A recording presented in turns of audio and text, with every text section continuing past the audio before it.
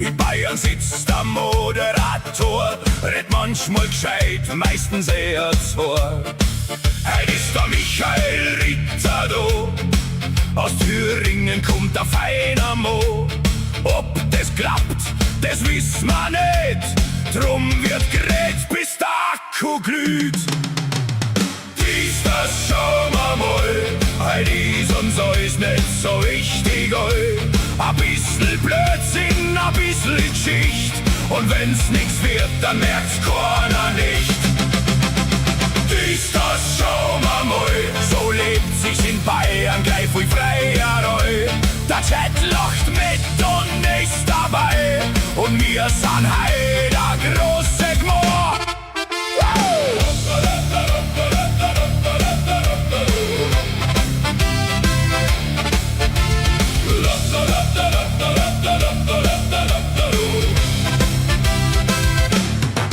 Der Michael sitzt ganz entspannt, vielleicht mit Bratwurst in der Hand. Ich mit der Kamera im Wald, wart auf ein Hirsch und werd dabei alt.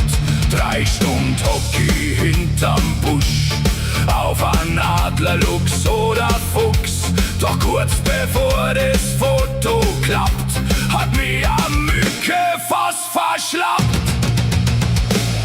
Das schauen wir mal, die Viecher haben oft ihr eigens frei. Der Fotograf liegt flach im Moos und der Hase lacht und rennt davon bloß.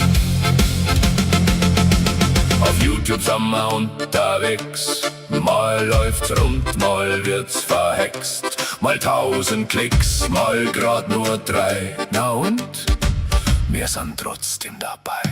Der Chat schreibt Grüß euch Burm, und schon fangert Gaudi wieder an.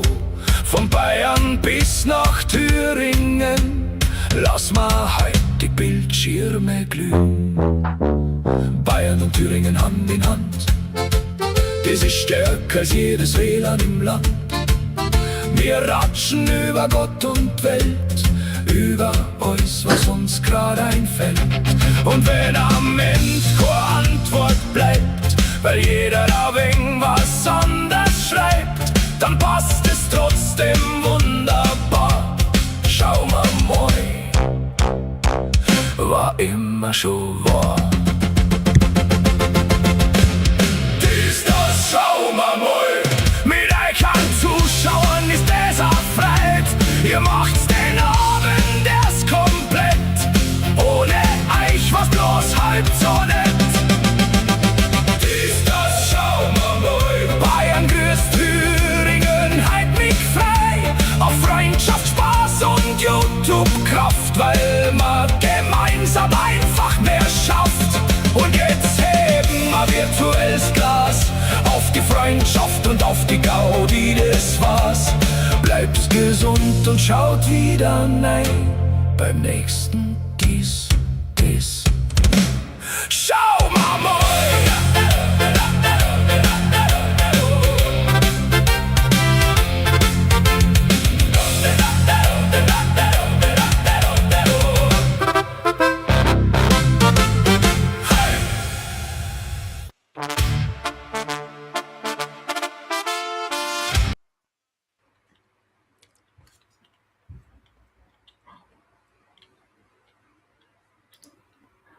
Hahaha, verarscht. Grüß euch, Servus und habe die Ehre. Zum mittlerweile 4. Late Night Talk, in Folge. Diesmal nicht mit Tonprobleme. Ich hoffe, ich habe euch reingelegt. So, aufgeregt wie immer, wie jeden Samstag. Heute, wie immer, offenes Thema. Wir können über alles sprechen. Ich habe euch ein paar Themen mitgebracht, was mich die Woche so beschäftigt hat, und habe auch Gäste mitgebracht.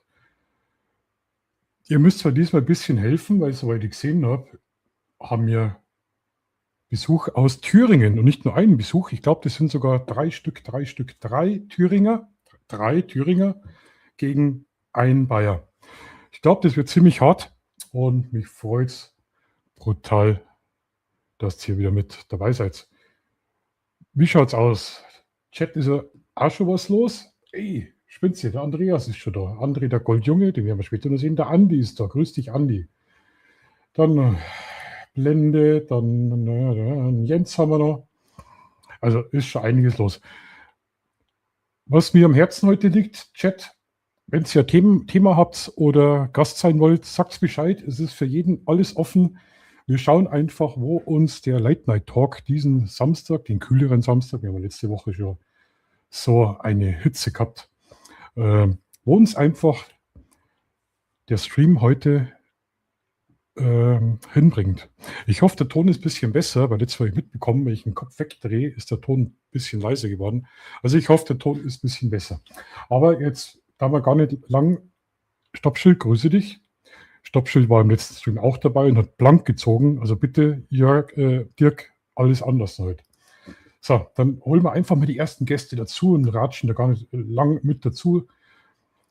Wir haben hier Michael Ritter und sein Kumpel, sind schon mal 2 Thüringer. Wie heißt denn dein Freund? Ja, ich bin der Ingo, grüßt euch und grüß Gott. Ingo, grüß Gott, servus, grüß dich. Und dann haben wir hier noch den André, grüß dich. André, herzlich willkommen. Hallo in die Runde. Wir kennen uns hier noch gar nicht. Viele Leute vom Stream werden jetzt euch auch nicht alle kennen. Vielleicht mögt ihr euch einfach kurz vorstellen, dann wissen wir einfach, wer ihr seid, sondern da die einfach mal, gut, der Michael Ritter, den kennt man ja, der ist ja berüchtigt, gerade in Bayern. Hat er seinen Hauptwohnsitz im Hofbräuhaus Traunstein, postalische Adresse. Gell? Da Ich glaube, der Platz ist immer noch freigehalten für mich. Der ist immer noch frei. Von Michael Ritter, da habe ich noch 2 richtig coole Clips rausgesucht. Wir haben nämlich Wildlife gemacht und wie das Wildlife gelaufen ist, das zeige ich euch später dann. So, dann gebe ich einfach mal das Wort an Michael Ritter und du gibst es dann einfach weiter, würde ich sagen. Soll ich jetzt anfangen, wer ich bin oder wie war das bitte. geplant? Ja, ich bin halt der Michael Ritter, der komische Fotograf, der Ritterfoto halt und habe da immer so ein langes Objektiv vorne dran an der Kamera und da suche ich immer mal ein paar Tierchen, Vögelchen oder was halt davor springt und manchmal verschlägt es einen auch nach Bayern. Ich glaube, nach Traunstein war mal so ein Ziel, war aber sehr, sehr schön und da wollten wir Wildlife machen und wo sind wir hingekommen? Hofbräuhaus. Ja, da war es natürlich wieder soweit, aber ist ja nicht so schlimm. Erst einmal noch ein schönes Hallo in den Chat, wollte ich noch Bescheid sagen hier. Da kenne ich auch endlich einen Andi und Martin und was da noch alles ist, die kenne ich alle. Stoppschild kenne ich natürlich auch. Ich gebe mal weiter. Ich glaube mal hier mein Kumpel, aber der erzählt selber.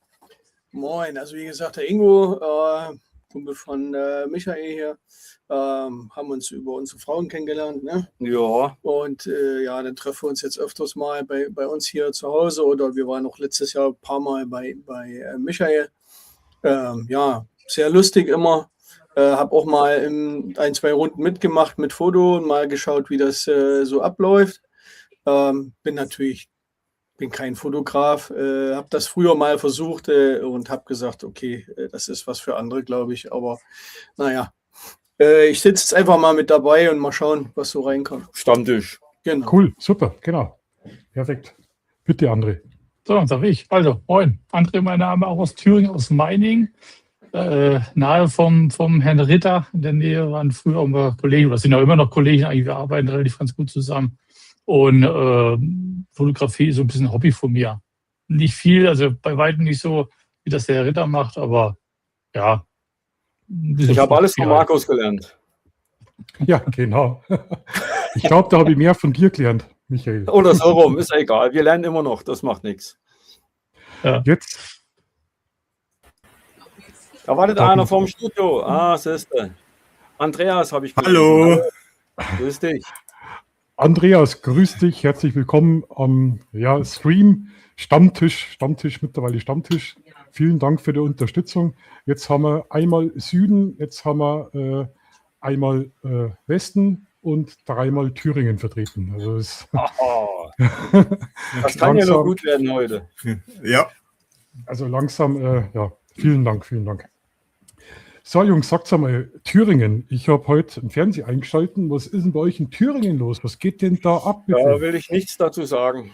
Es ist ja Wahnsinn. Das ist ja Wahnsinn. Ich Also, wollte heute nach Sondershausen zu meinem Kumpel fahren und Erfurt Autobahn.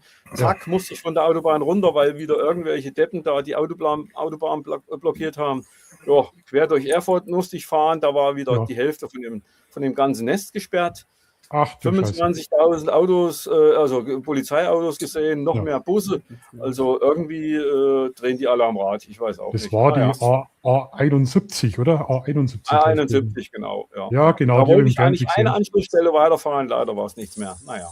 Wahnsinn. Ich habe Naja, echt gedacht, so ist in halt. Thüringen, glaube ich, ist die Hitzewelle ja vorbei gewesen.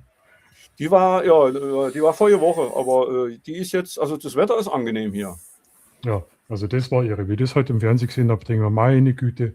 Und was Ja. der ganze Scheiß kostet, gell? Wahnsinn, Wahnsinn. Also Ja, leider. total.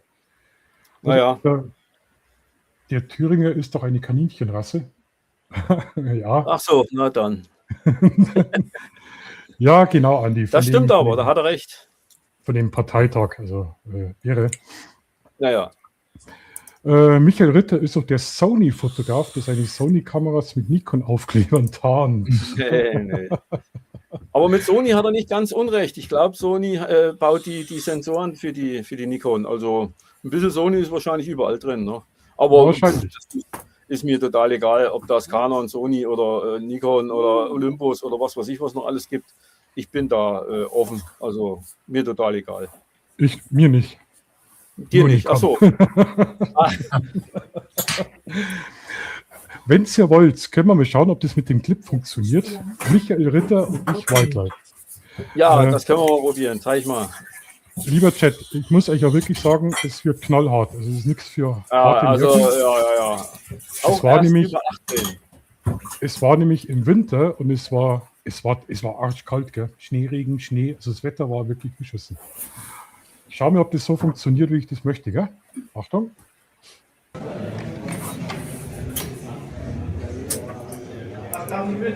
Ja, logisch. Oh, das Köter. Ja, leck mir mal schon das Kalt. Gott sei Dank aus der Kneipe raus, Mensch. Jetzt haben wir gerade 23 Biertrinker im Hofbräuhaus. Da steht schön beschrieben, hier Hofbräuhaus. beleuchtet.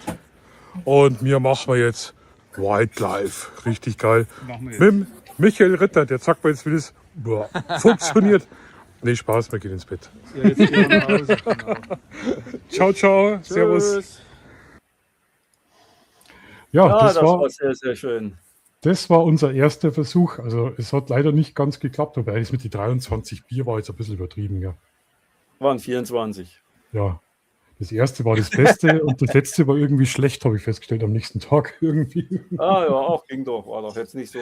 Was wolltet ihr da eigentlich fotografieren? Das Bier in der Kneipe oder was? Ja, nee, Wildlife. Wir waren ja dann rausgegangen Ach so. extra und haben gedacht, wir treffen da noch jemand, aber da waren, war noch ein bisschen war- Quatsch dabei, logisch. Wie es halt immer Das- so ist bei uns. Das war ja organisatorische Sitzung.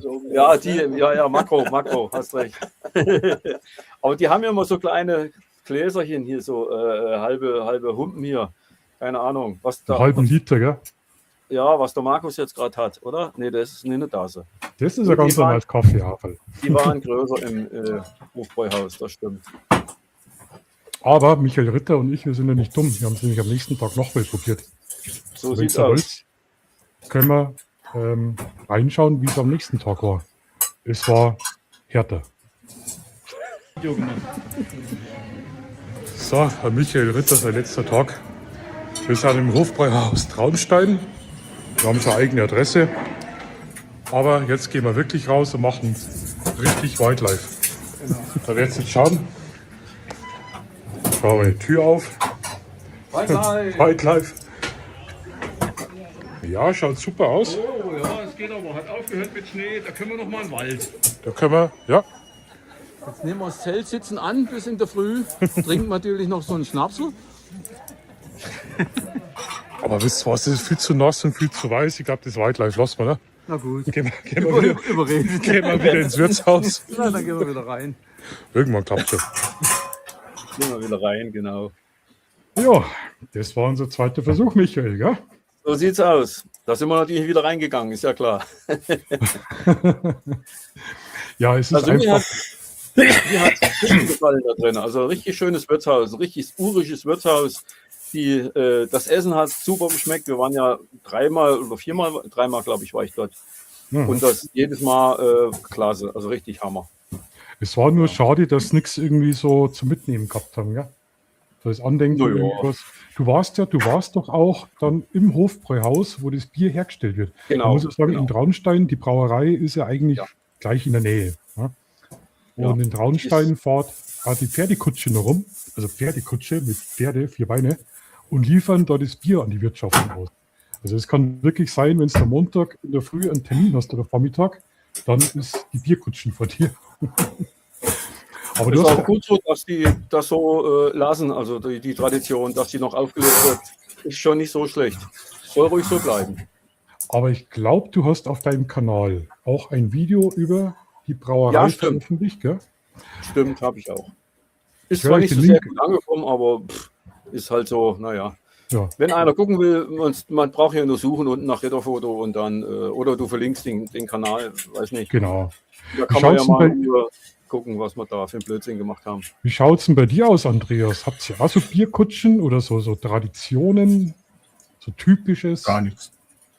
Gar Du nichts. kommst ja aus Rheinau, also aus dem Rheingraben, oder? Genau, ja, aber bei uns ist da eigentlich.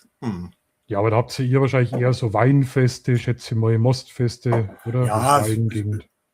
Ja, es wird immer weniger. Dorffeste gibt es einige bei uns, aber es wird immer weniger. Die sind Okay. meistens von der Vereine organisiert. Und früher gab es noch Zuschuss von der Kommune. Das ist alles weg. Die müssen Strom, Wasser, müssen sie für alles zahlen. Für die Stände müssen sie zahlen. Okay. Ja.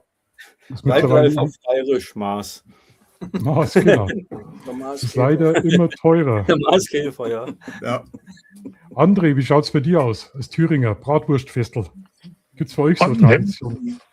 Großfest. Also in Meiningen, wenn da Stadtfest ist, da gibt es schon ein Großfest oder Thüringer, wie sagt man denn, doch, der Thüringer Hütz. Ein Großfest ist dann quasi mit dabei auf dem Töpfermarkt und ja, aber das war es dann auch.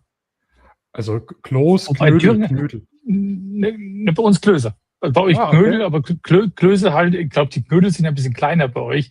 Bei uns sind sie schon ein bisschen größer und halt mit so, wie sagt man denn, so diese Brocken da drin, hier Brötchenbrocken sind dann halt drin. Ah, okay. Simmel, ja. Croutons heißen Ja. die in der Küche. Also Ja, gut, die kleinen dann, ja, Croutons, ja. wir unterscheiden ja zwischen Kartoffelknödel, das sind aus Knödel? Kartoffeln, und Semiknödel mit Semmel. Knödel. Semmel, Ei. Ja. Und ein gescheiter Semiknödel, der kann ruhig auch schon Kindskopf groß sein. Also, Und dann schön mit dem Zwirn durchschneiden. Ja, genau. Ja, genau. Die mache ich aber auch. Dann wie sagt man, die Spüllappen hier, das ist so ein Handtuch drin, der quasi, wo Eierbrötchen mit drin sind, Muskatnuss und dann halt so ein riesen Kloß halt dran raus. kannst du füllen mit Speck, also mit Speck und dann in der Sonne Okay. als Speckknödel. Das kenne ich jetzt noch nicht, aber okay. Finde ich Ja, gut. siehst du das einmal, ja, Wahnsinn. Ja, man kann hier viel lernen.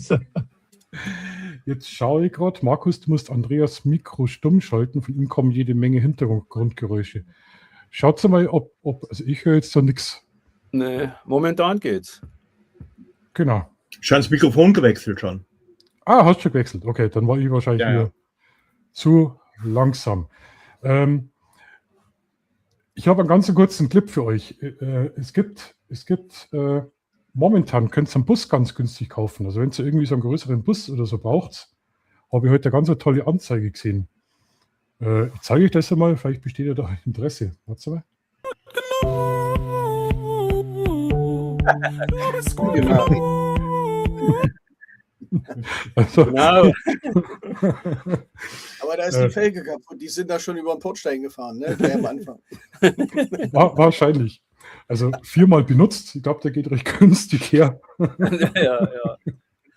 Wird auch Aber- nie wieder gebraucht. Aber das ist schon ein Trauerspiel gewesen. Ja, aber Vom voll. Andreas weiß ich es ja. Der ist ja kein Fußballfan, genauso wenig wie ich. Wie schaut es denn Ja. bei der Thüringer Fraktion aus? Fußball? Ich nicht. EM, Also ich hab, WM, gucken wir mal, aber ja, die Deutschen, die haben wir schon mal verfolgt, aber ich glaube, Ja, du bist das- noch mehr, ne? Ja, ich bin eher so in der Regionalliga unterwegs eigentlich, clubtechnisch. Mhm. Ja, Weltmeisterschaft schaut man schon mal, ne? Aber was sie da mal daraus kreieren, ist ja, Naja, das macht es halt wieder irgendwie nicht so schön. Also ich kenne mich mit Fußball gar nicht aus. Meine Zeit war so Lothar Matthäus, Rummenigge, Völler. Da war ja ein kleiner Pimpf. Aber ich habe auch schon gehört, Regionalliga, dass das noch spannende Spiele sein sollen, weil das einfach nur irgendwie originaler ist, gell? Wie der ganze Drumrum und Heckmeck. Ja, Man sieht halt, dann sind so die alten, wenn man jetzt Osten sieht oder Thüringen selber, da ist es ja so fast die alte Oberliga, ne? okay. Von der Zusammensetzung. Ne? Also Dresden und so ist jetzt woanders noch ein bisschen höher angesetzt, aber ansonsten HFC oder eben jetzt Wismut Aue und sowas. Also das ist so die alte Riege noch. Ne? Jena und Erfurt und das ist schon cool. Ja, so Traditionssachen halt, gell? Ja, also die sind auch intern, also wenn man sich hier so bei Spielen trifft, ist das schon ganz schön hart manchmal.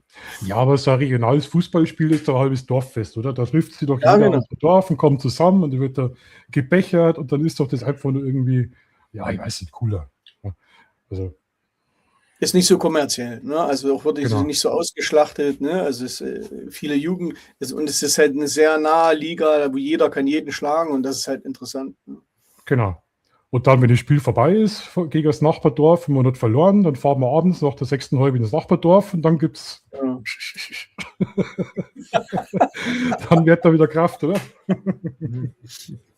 naja, wenn es Spaß macht, warum denn nicht? Wir machen da auch hier so einen Blödsinn. Es macht ja auch Spaß. Also kann ja jeder seinen Spaß haben, freilich, warum auch nicht.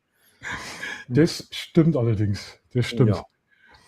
Ja. Also nochmal, lieber Chat, wenn ihr mit dabei sein wollt, ich glaube, wir haben sogar noch 2 Plätze, glaube ich, haben wir noch. Oder wenn ihr irgendein Thema habt, was euch beschäftigt hat, schreibt es einfach rein, weil wir machen den Stream ja eigentlich für den Chat und für die Community. Ja, schreibt die Fragen rein und wir beantworten sie nicht. Genau, also Fragen.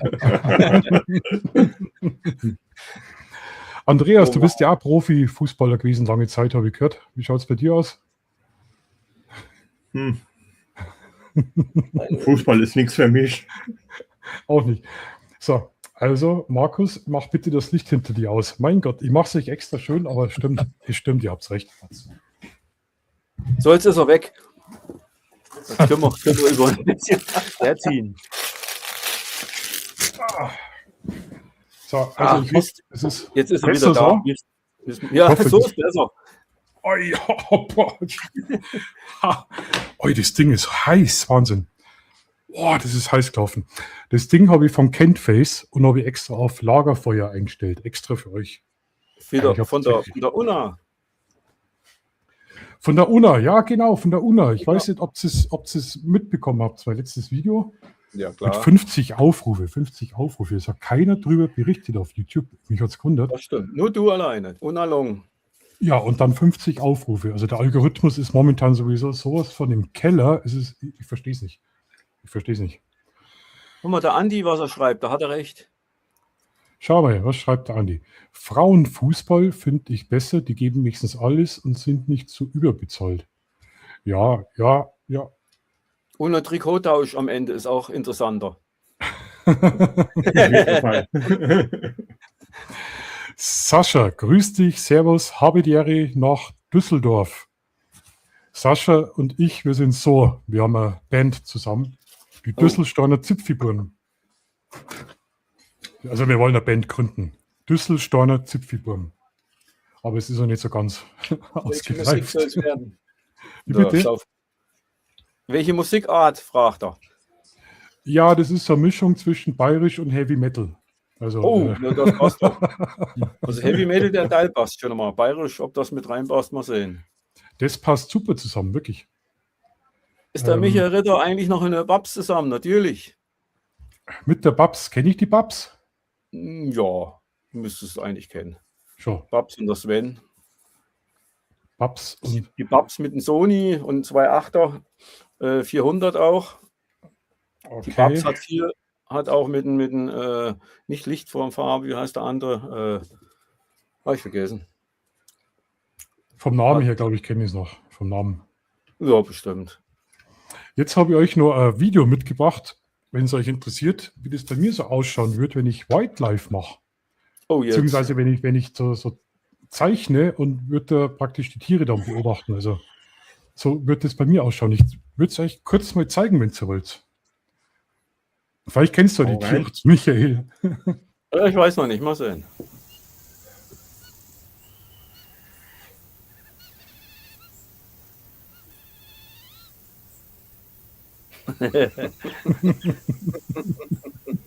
Ja, genau. Also so schauen die bei mir aus, meine Wildlife-Fotografien. Aha. Biber, genau. Also der Wird andere aber mit- Biber. Ohne E geschrieben, der Biber. Das wäre dann Was? der Justin Bieber. Schauen deine Tiere auch so aus, was du fotografierst? Die sehen besser aus, ja, sogar. Die haben längere Was? Zähne und sind rot oder nee, orange. Du hast da mal ein total schönes Foto gemacht, das weiß ich, von einem Wolf. Ja. Was Habe ich ist aber denn heute das? nicht mitgebracht. Ach, Das das ist stimmt. schade. Ganz flach runter habe ich da, aber das war leider nicht Wildlife, das war in den Tiergehege. Und der ist dann immer so eine Runde gelaufen und da habe ich mich da Okay. unten also den Fotoapparat ganz unten flach hin an den Zaun gelegt und da ist er direkt auf mich zugekommen und hat ein bisschen Ja. komisch geguckt. An das Foto kann ich mich erinnern. Dann war ja Ja. das zivilisierte Wildlife. Ja, Du das musst ja da ewig sitzen, bis das rauskommt, oder? Die laufen ja nicht her. ja, da musst du halt aufpassen, wie der eben seine Wege da langläuft und da habe ich ihn halt da einmal abgelichtet. Bin dann noch über so einen blöden Absperrzaun Ja, marschiert. wollte ich gerade sagen, notfalls kannst du reinklettern ins Gehege. Ist jetzt Ja, auch kein rein. Thema. Das ist immer das Also, Allerbeste, ganz genau. Ja. Da ist auch Also kein gerade- Zaun dazwischen, hast du ein besseres Foto, genau. Also Also früher hat man das Aqua- Cheaten genannt, gell? Cheaten, ja. Genau, cheaten. Schieder an die Wand. Also wenn ihr im Tierpark seid und möchtet auch gerade so Tiger- oder Löwenfotografie machen, immer über die Absperrung. Also Ja, nicht durch, mit sondern rein. definitiv. Genau. Nebenbei bitte das Handy laufen lassen für TikTok, ganz wichtig. Es gibt Klicks ohne Ende, stimmt. Es könnten in die Millionen gehen. Der Andreas fotografiert ja auch. Was fotografierst denn du so, Andreas? Motive? Tiger? Auch. Eigentlich alles. Alles, was mir vor die Linse kommt. Oh, Du hast Tiger. mir vorhin so schöne Fotos geschickt, mit dem Handy aufgenommen, gell? Soweit ich weiß, bist du momentan mit dem Handy Ja, ganz da viel probiere ich unterwegs. mich jetzt ein bisschen. Kann ich ruhig einblenden, das ist kein Problem. Ja, Ich habe ja das Samsung S25 Ultra. Ach, du bist das. Und da han- ja, ja. Ja, einer muss es ja haben. Und da habe ich mal so Griff dazu geholt, wo man anpeppt mit dem MagSafe. Und da kann man hier mit auslösen, kann die Kamera besser ausrichten. Ach, ein Griff, also, ja, ja. Ja, der wird hier, das ist Magnet. Und der kommt dann ans Handy und die Rückseite. Und dann habe ich das Handy wie Kamera in den Griff. Und hier habe ich den Ja. Auslöser. Den kann ich wegmachen als Fernauslöser. Genau. Ja, und da treibe ich so ein bisschen mehr Unwesen. Und das klappt wunderbar. Kann ich schön festhalten. Und da war ich jetzt die Tage bei Nachbars wieder und haben mal ein paar Blumen probiert. Funktioniert eigentlich recht gut. Ich habe auch schon den Mond fotografiert, nur mit dem Handy. War auch erstaunlich gut. Aber da habe ich von Samsung komische Sache gehört. Wenn man bei Samsung im Mond fotografiert, kriegt man KI-Bild vorgesetzt. Nein, ganz sicher nicht. Doch, das war wirklich mal. Das war jetzt kein Witz. Das war aber Das war bei bei Apple. Nee, du wieder. Nee, das war wirklich bei Samsung, glaube bei S23 oder was das damals war. Die haben die Leute irgendwie mal, haben sie natürlich dann zurückgenommen schnell. Da wollten sie da mal so ein Ding raushauen. War wirklich so. Ja, das kann natürlich sein, weil ich habe auch das S23 Ultra. Da ist Ja. nichts. Also im Okay. Moment mal. Ne? Ja. Aber ja, das ist mehr so für die Leute, die gerne fotografieren und möchte sich keine Kamera kaufen, dass ich denen zeigen kann, man kann auch mit dem Handy mit richtigen Einstellungen anständige Bilder machen. Sogar mittlerweile im RAW-Format, das geht auch. Und ja, da habe ich halt so ein paar Kleinigkeiten dazu geholt. Ich bin hier so ein bisschen für so probiere. Ja, das Ding ist ja super, ne? Ja. Da ist ein Licht mit dran, Selfie-Spiegel mit dran. Ach, guck an. Also ich habe es noch nicht ausprobiert. Das Einzige, was ich ausprobiert habe, ist die Verbindung, die Bluetooth-Verbindung zur WLAN-Verbindung zum Handy und habe versucht, den Auslöser ob es im iPhone funktioniert und hat wunderbar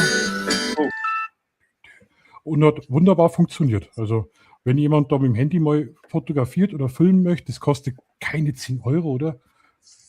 12 Euro Ungrad.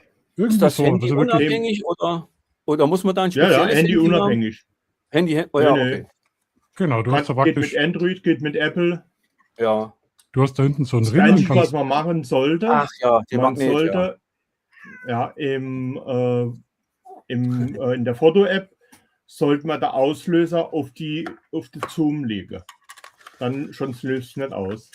Ah, alles klar. Nicht auf die Zoom, auf die laut-leise sollte man den Auslöser legen. okay. Und das kann man, wenn der Einstellung mache, den nutze ich eh nicht den Zoom. Und dann klappt das wunderbar. Das ist also eine nette Geschichte. Also jetzt, Aber es gibt ja, wir haben die letzten Tage recht warm gehabt. Kennt das jemand? Ach, das ist doch ein hier Umbrella, wie heißt er? Regenschirm, genau, mit dem Blitzschuh, ne? Genau. Ja, einmal frei. Schön beim Regen, beim Osmo Pocket 3 ist es auch gut, wenn die Sonne scheint, der wird dann nicht so warm. 2, 3 Euro, Temu. aber wenn ich mir jetzt die ganzen Sachen, was du hast, an meine Pocket 3 hinbaue, dann habe ich eine Blackmagic Hollywood Kamera. Mit Schirm und Licht und Blitzlicht und Ton und Getränkehalter. Das ist ja irre. Michael Ritter, Michael, von Autos hast du eindeutig mehr Ahnung als von Kameras. Welchen Oh. Motor hat dein Benz? Okay. Ja. Motor, oh, weiß nicht, was der Benz für Motor hat. Ist mir eigentlich auch egal. Ja, Er fährt. er fährt. Also ein Pferd. Ich weiß nicht, wie schaut es denn bei euch aus? Beim Andreas weiß es ja, bestellt es ja viel aus China, also Temu zum Beispiel, Shein. Oder Null. seid ihr da? Wie bitte? Temu bestelle ich 0. Okay. Also wenn ich da sehe, wie da teilweise die Klamotten zusammengenagelt sind von irgendwelchen 3., 4., 5. Ländern, dann würde ich Leben da nicht bestellen. Amazon ist schon schlimm, aber Temu ist ja noch schlimmer. Also nie. Hat einen schlechten Ruf, gell? Überhaupt. Also China geht ja schon, ich meine, alles kommt ja aus China irgendwo. Aber es gibt ja Firmen, auch in der Radio, was wir jetzt quasi machen, wo dann die Hersteller da schon mal Auge drauf haben, wie die das zusammenbauen, dass es ordentlich gemacht wird. Aber Temu ist ja ganz schlimm. Ich habe jetzt leider angefangen mit Temu, weil der Andreas viel aus Temu bestellt und habe mir einige Links geschickt, was ich unbedingt brauche. Ich habe das dementsprechend auch bestellt, die ganzen Sachen. In dem Fall nochmal ein Aufruf an den Chat, wenn jemand die Pocket 4 hat, ich verschenke das. Der Erste, der mir drunter schreibt, hey Markus, ich möchte es haben, das ist nämlich die Halterung, die Pocket, hat er da die blöde. Ja, und das ist von Temu, von kleinen chinesischen Fingerhänden gebastelt. Das kann man aufmachen und kann die da sicher unterbringen. Also ist relativ spritzfest und stabil. Wenn es irgendwo hinlegt, da fällt nichts raus wie hier. Also wenn es jemand haben will, dem schicke ich das gern zu. Die ist gut. Ist aber Ich habe Pocket ja nicht 4. die Pocket 4. Ha? Ich Hast habe du ja nicht falsch mal die bestellt? Pocket 4. Du hast die 4? Ich habe nicht mal die Pocket 4, nee. Dann hättest du es jetzt geschickt. Ja. Dann, Michael, bestell dir die Pocket 4, dann kriegst du es gratis von mir. Steckst du doch einfach mit rein, dann kannst du schicken. Perfekt. Der Jens schreibt, keine Sorge, mit Merz und Ursula werden wir in 15 Jahren sowieso alle chinesische Autos fahren. Da brauchst du keine 15 Jahre mehr dafür. Das glaube ich auch nicht, was die Chinesen teilweise jetzt schon für Sachen raushauen. Gell? Also E-Bikes und so weiter, das ist irre. Gell? Also wir haben jetzt man muss bei den Chinesen immer sehen, man kann dort für kleines Geld Sachen kaufen und da bekommt man auch das, was man zahlt und man kann auch mehr Geld ausgeben und dann sind die Sachen natürlich auch qualitativ besser. Also, ja. Es wird besser, gell? Es wird besser, die Qualität. Ja. Also gerade von Kentface, von K&F, wo ich mir die Sachen anschaue, die Qualität, da gibt es nichts zu. Also das ist nicht so China-Qualität, wie du es kennst. Du stellst es einmal hin und es fällt um. Die haben Ich eine sag ja, wenn die Hersteller da ein Auge drauf haben, dann bauen die auch gutes Zeug. in China kommt ja nicht nur Schrottzeug raus. Wenn man bei den Autos jetzt, was der eine da im Chat geschrieben hat, wenn man die Preise von den chinesischen Autos anguckt zu den deutschen Preisen, das ist schon ein riesiger Unterschied. Und die Software ist ja mal wesentlich besser wie unsere Software.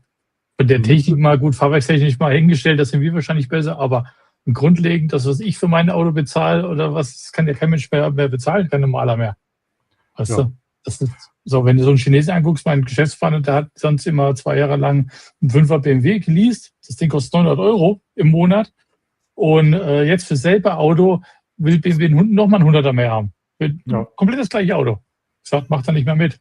Das habe ich Jetzt auch wollte nie Jetzt wollte er sich bei Mercedes, die haben nicht nur BYD, sondern Xpeng, was die auch vertreiben in Deutschland, für ein, ich will nicht sagen Apfel und Ei, das kostet auch nochmal über 500 € das Auto im Monat, aber wird dasselbe, was ein BMW auch kann. Ja. Vor allem, was ich nie verstanden habe, Volkswagen ist eigentlich eine Firma, die früher ja Autos fürs Volk gebaut hat, dass sie der Normalsterbliche an VW leisten kann. Jetzt schaust du, was mittlerweile so ein Volkswagen kostet im Vergleich zu einem chinesischen Fabrikat oder so. Das Thema ist durch. Es ist irre. Es ist einfach, wenn es da wirklich eine Qualität wäre, sagst du, ich kaufe einen Volkswagen und der fährt 30, 40 Jahre. Gibt es nicht mehr. Gibt es einfach nicht Das mehr. Thema ist durch. Ja. Wenn man vergleicht mal auch meine Frau hat ein ID3 als Leasingfahrzeug. Der hat hier damals, wird 4 Jahre alt, haben sie ihn verkauft für 35.000. Und dasselbe Auto in China verkaufen sie aber für 15 oder 16, irgendwie sowas. Komplett das gleiche Auto. Das ist verrückt, das ist echt. Ja. Aber ganz kurz, um nur auf das Thema mit Temu und so weiter zurückzukommen. Genau, der Andi schreibt nämlich gerade richtig. Seit dem 1.7. gelten neue Zollbestimmungen. Ist ja klar, Deutschland braucht natürlich Geld. Und es kann passieren, dass ihr extreme Gebühren Zoll zahlen müsst. Das ist richtig. Also seit 1.7. haben die auch für Pakete unter 150 € Zollgebühren außerhalb von der EU jetzt eingeführt. Und zwar sind es immer 3 €. Klingt jetzt gar nicht so viel, aber das Problem ist, die 3 € sind bezogen auf die Produktart. Sprich, wenn ihr zum Beispiel 1000 Paar Socken bestellt, zahlt ihr 3 €. Bestellt ihr ein Paket, wo ein Paket Socken drin ist, ein USB-Kabel, dann irgendwas anderes. Ihr zahlt pro Kategorie 3 €. Das kann unter Umständen, gerade wenn man so auf Temu unterwegs ist, wo man dann doch mal schnell 10 verschiedene Produkte drin hat, kann es dann eigentlich ganz schön schnell ins Geld gehen. Also das ist gut, oder man bestellt vom Deutschlandlager aus. Ja, die haben jetzt eine ganz große Läger in Polen. In Polen haben sie jetzt gebaut und Deutschland, glaube ich, auch, wo die das zwischenlagern. Also die haben schon wieder so ein Schlupfloch gefunden. Die karren praktisch bestimmten Vorratsding nach Polen und von da aus wird es versandt, dann können wir sich die 3 € sparen. Aber das ist ganz gut, dass du dich daran erinnert hast, Andi, weil das ist eigentlich schon, ist wieder so eine schleichende Abgabe. Gell? Ist einfach wieder so was Schleichendes. Und du wunderst dich dann, wenn du was bestellst, wieso muss ich da 3 € zahlen, wieso kriege ich da Zollding über 9 €. Ist halt immer. Ja, aber das ist ja nicht nur bei Temu so, das ist überall so. Das wird auch bei Amazon so sein. Alles, was vom Ausland importiert wird, ist Zoll drauf. Ja, alles außerhalb der EU. Es ist halt wieder so typisch, wenn nicht irgendwas anderes los ist, ich weiß nicht, ob euch das schon mal aufgefallen ist, Weltmeisterschaft oder so, was dann oft Gesetzesänderungen plötzlich da sind, wo die Öffentlichkeit gar nicht mitbekommt. Ist euch das schon mal aufgefallen? Oder da das ist aber auch schon immer so. Wir haben 34-Punkte-Paket, ne? Also das würden sie auch so schön vorbeifahren. Ja. Dann bilde ich mir das nicht bloß ein. Ist schon immer so. Also das haben die schon immer genutzt. Was, die Fußball-WM? Ja, große Ereignisse, um einfach nochmal kurz vorm Urlaub da Sachen durchzuschieben. Ja. Also das ist ganz normal, glaube ich. Oder kurz bevor Machtwechsel ist. Ja. Also ganz schnell was durchgedrückt. Oder kurz danach. Ja. Weil wir jetzt gerade bei Temu sind. Ich habe euch jetzt ein kurzes Video mitgebracht. Der Andreas, weiß ich schon, der wird sich das bestellen. Da bin ich mir sowas von sicher. Ich zeige euch das mal ganz kurz. Ist von TikTok und zeigt, glaube ich, irgendwie, ich weiß auch nicht. Schaut es euch an. Wie der letzte Dulli, aber diese Libellenattrappen, die sind echt Gold wert, glaubt mir Echt, wirklich. Ich habe die jetzt seit einer Stunde dran und habe nicht eine einzige Hirschlausfliege im Nacken gehabt, in den Haaren oder im Bart. Also Lausfliegen generell bleiben echt fern in der Nähe von diesen Libellen. Ich hatte 1, 2 auf den Armen, dann bin ich mal so runtergegangen, sind die einfach weggeflogen. Du hast kein Ja, schaut zwar blöd aus, braucht man sowas? Wollt ihr so rausgehen, weil es gerade viral ist auf TikTok? Da kommen keine Mücke, die wollen keinen Luftzug. Muss nur rennen, geht auch. Oder so, ja. Aber aus dem Alter bin ich raus. Ja, ja. Ja, es gibt ja auch Unterbauten hier, Fahrrad nennt sich das. Mal ehrlich, mit was Ja. sucht man alles Geld zu machen? Ich hänge mir da so Ja, ja, Plastiklibellen totaler hin, Schrott, schau wird aus wie der Pumuckl und, und das soll funktionieren, ganz ehrlich. Aber du musst erst mal auf so eine blöde Sache kommen, ne? Auf so ein Zeug und das auch noch vermarkten. Na gut, das wird auch nur ein Fake sein, egal. Aber ist doch lustig, ist doch egal. Nee, das ist echt, nee, das kannst du bestellen. Ach, auf das Timo. verkaufen die auch echt. Ja, Genau. ja, das war jetzt mal ernst. Also wenn ich einen sehe im Wald unterwegs irgendwo, den lache ich aus. Ganz Ja, sicher. oder du rennst davon, weil du Angst hast. vor den Libellen. Oder rennt man, genau. Kann auch passieren. Vielleicht liegt es an meinem Alter, aber seid mir nicht böse. Also es wird immer mehr Kindergarten hier. Also. Ja, ja. Das stimmt. Andreas, den Link schicke ich dir dazu, gell? Ja, keine Angst, das werde ich mit Sicherheit nicht bestellen. Brauchst nicht. Schön, schön. Ja, also TikTok, die Resterampe, definitiv. Ja.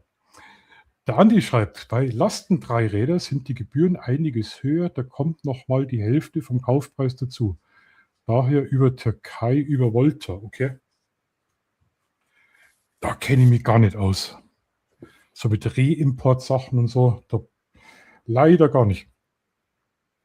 Bei 7-blättrigen Glücksklee kommen auch keine Mücken. Ja, Das stimmt. Ja, habe ich auch schon gehört. Ja, Definitiv. da sind dann deine Mücken weg. Na, super. Wie habe ich das Video genannt? Dulli-Mücken. Genau, die Dulli-Mücken.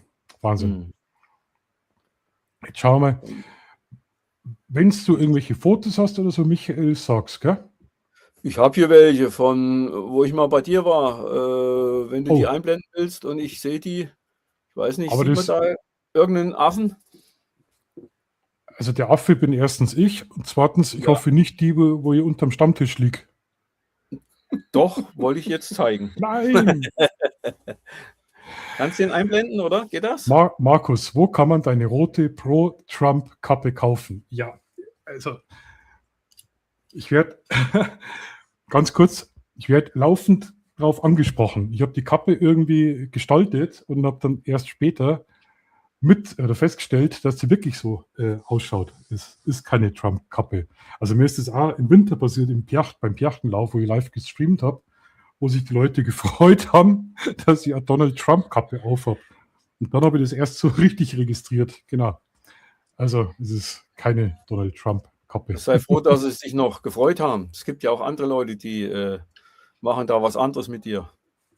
Ja, ich glaube, der Donald Trump, der ist jetzt eher ein bisschen depressiv. Jetzt hat er da so ein riesiges Volksfest veranstaltet und keiner geht hin, ist komplett leer. Ja. Also ich glaube, Kann passieren. keiner möchte mit ihm feiern. Also. Wenn du Fotos freigeschalten hast, Habe ich. hast du schon? Siehst du nicht? Okay, ich probiere es mal. Ich probiere es mal.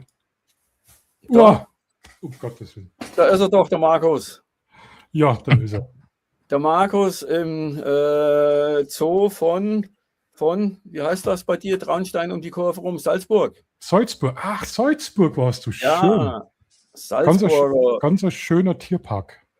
Ja, genau. Ja, Tierpark war es, genau. Das waren 12.000 ISO, irgend sowas. Ne, 14.000. Da unten steht's. Wahnsinn.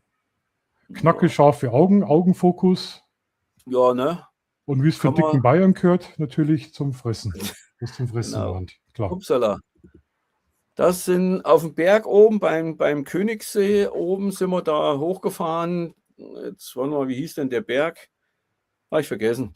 Und da ist so ein Zeug hier, wo du da auch essen kannst und sowas. Und da haben die Zwerge hier gewartet auf, gib halt den Rest vom Essen her.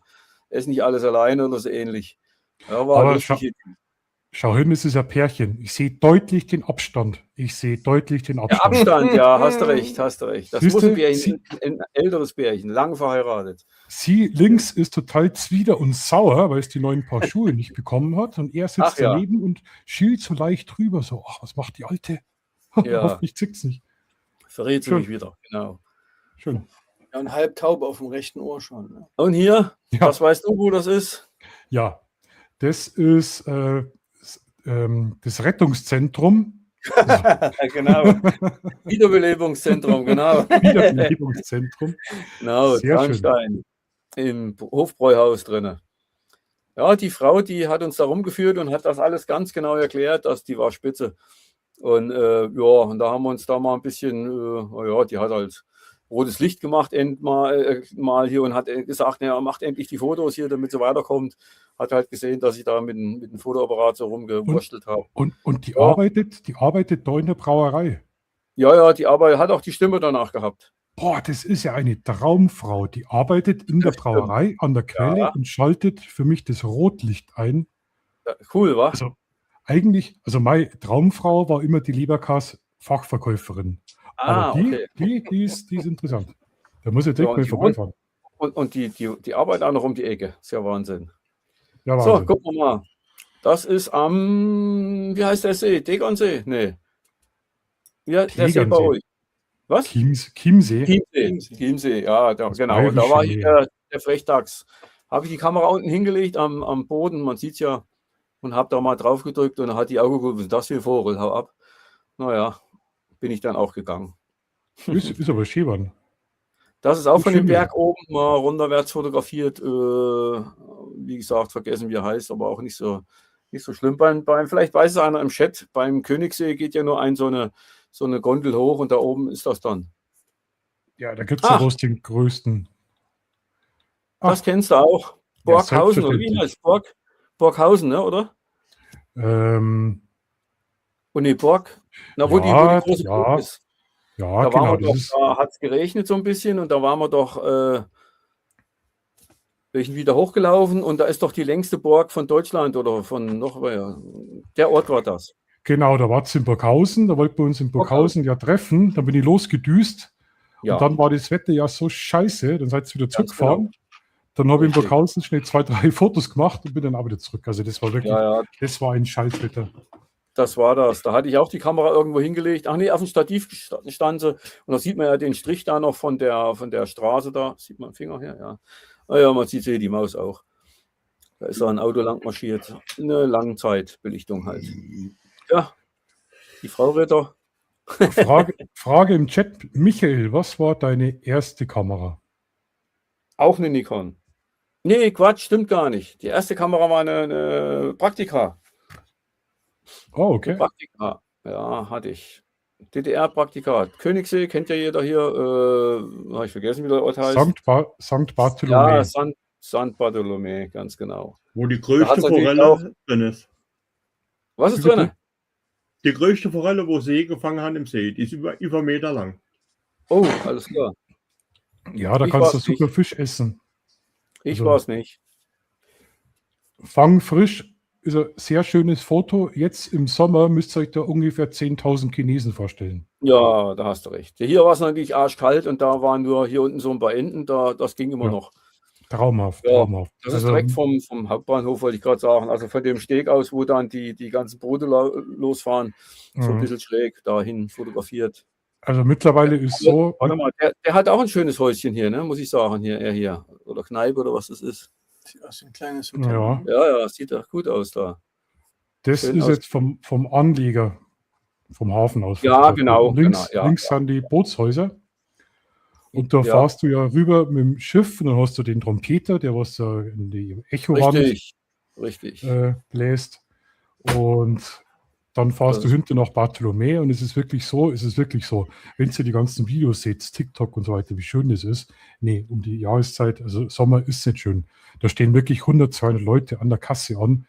Die Richtig. Schiffe sind brechend voll. Wir waren da vor 2 Jahren drüben, Fotowalk Ja. mit 3 anderen YouTubern. Es war dann Hoppala. Wetterumschwung. Es war Katastrophe. Also es macht teilweise keinen Spaß. Also solche Touristen-Hotspots muss er definitiv machen, wenn keine Haupturlaubszeit ist. Das ist auch wieder Zoo in Salzburg. Nee, nicht Zoo, Tierpark. Mhm. Von den Ah. Flamingos, von den gleichen, habe ich auch ein sehr schönes Foto gemacht. Das Warst ist du da auch mit in den Tierpark? Nee, da waren wir nicht so, da war ich, glaube ich, alleine, ne, mit der Frau. Ja, genau, da war es allein. ja, okay. Das ist die Treppe von Burghausen hoch in die Festung, in die Burg. Ja. Die längste Burg Europas. Also Ach, Europa sogar, siehst Ja. du. die ist weit über einen Bin ich- Kilometer lang. Die bin ich komplett 5-mal hin und her gelaufen. Quatsch. Ich habe die so tot fotografiert. Ich kenne jeden Nagel. Ich bin ja da aufgewachsen. Ich bin ja da ist ja klar, aufgewachsen. ich Das war halt war, einmal, die war Burg halt war ja einmal unser dort. Abenteuerspielplatz.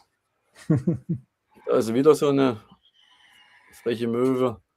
Da ist er auch wieder hier, ein Steg halt, da reinmarschiert. Die Mhm. Wolken waren ganz gut da oben, die sah jetzt nicht so schlecht aus. Und hinten, dass das so fast ins Nichts geht, war auch nicht so doof. Und auch der Die Wol- Horizont nicht in der Mitte, sondern so ein bisschen versetzt, wie man das halt Ja. macht. Die Wolken schauen heute bei uns auch so aus. Genauso.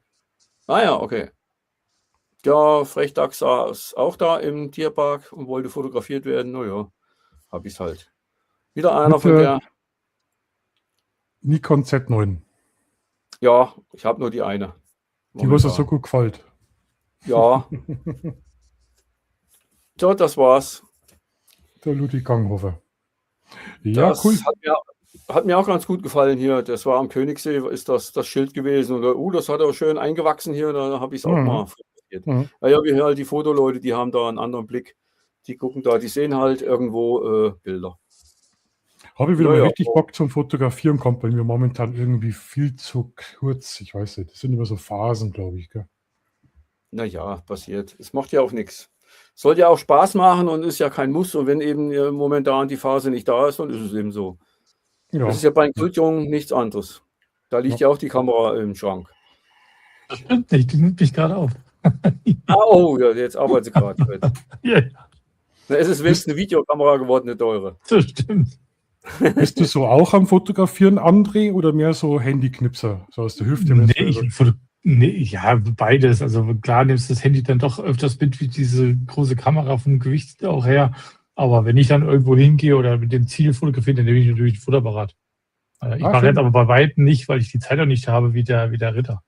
Ja, Er ist ja bald Rentner, der hat ja bald lange Zeit. Und, Oh, als Rentner hat man gar keine Zeit.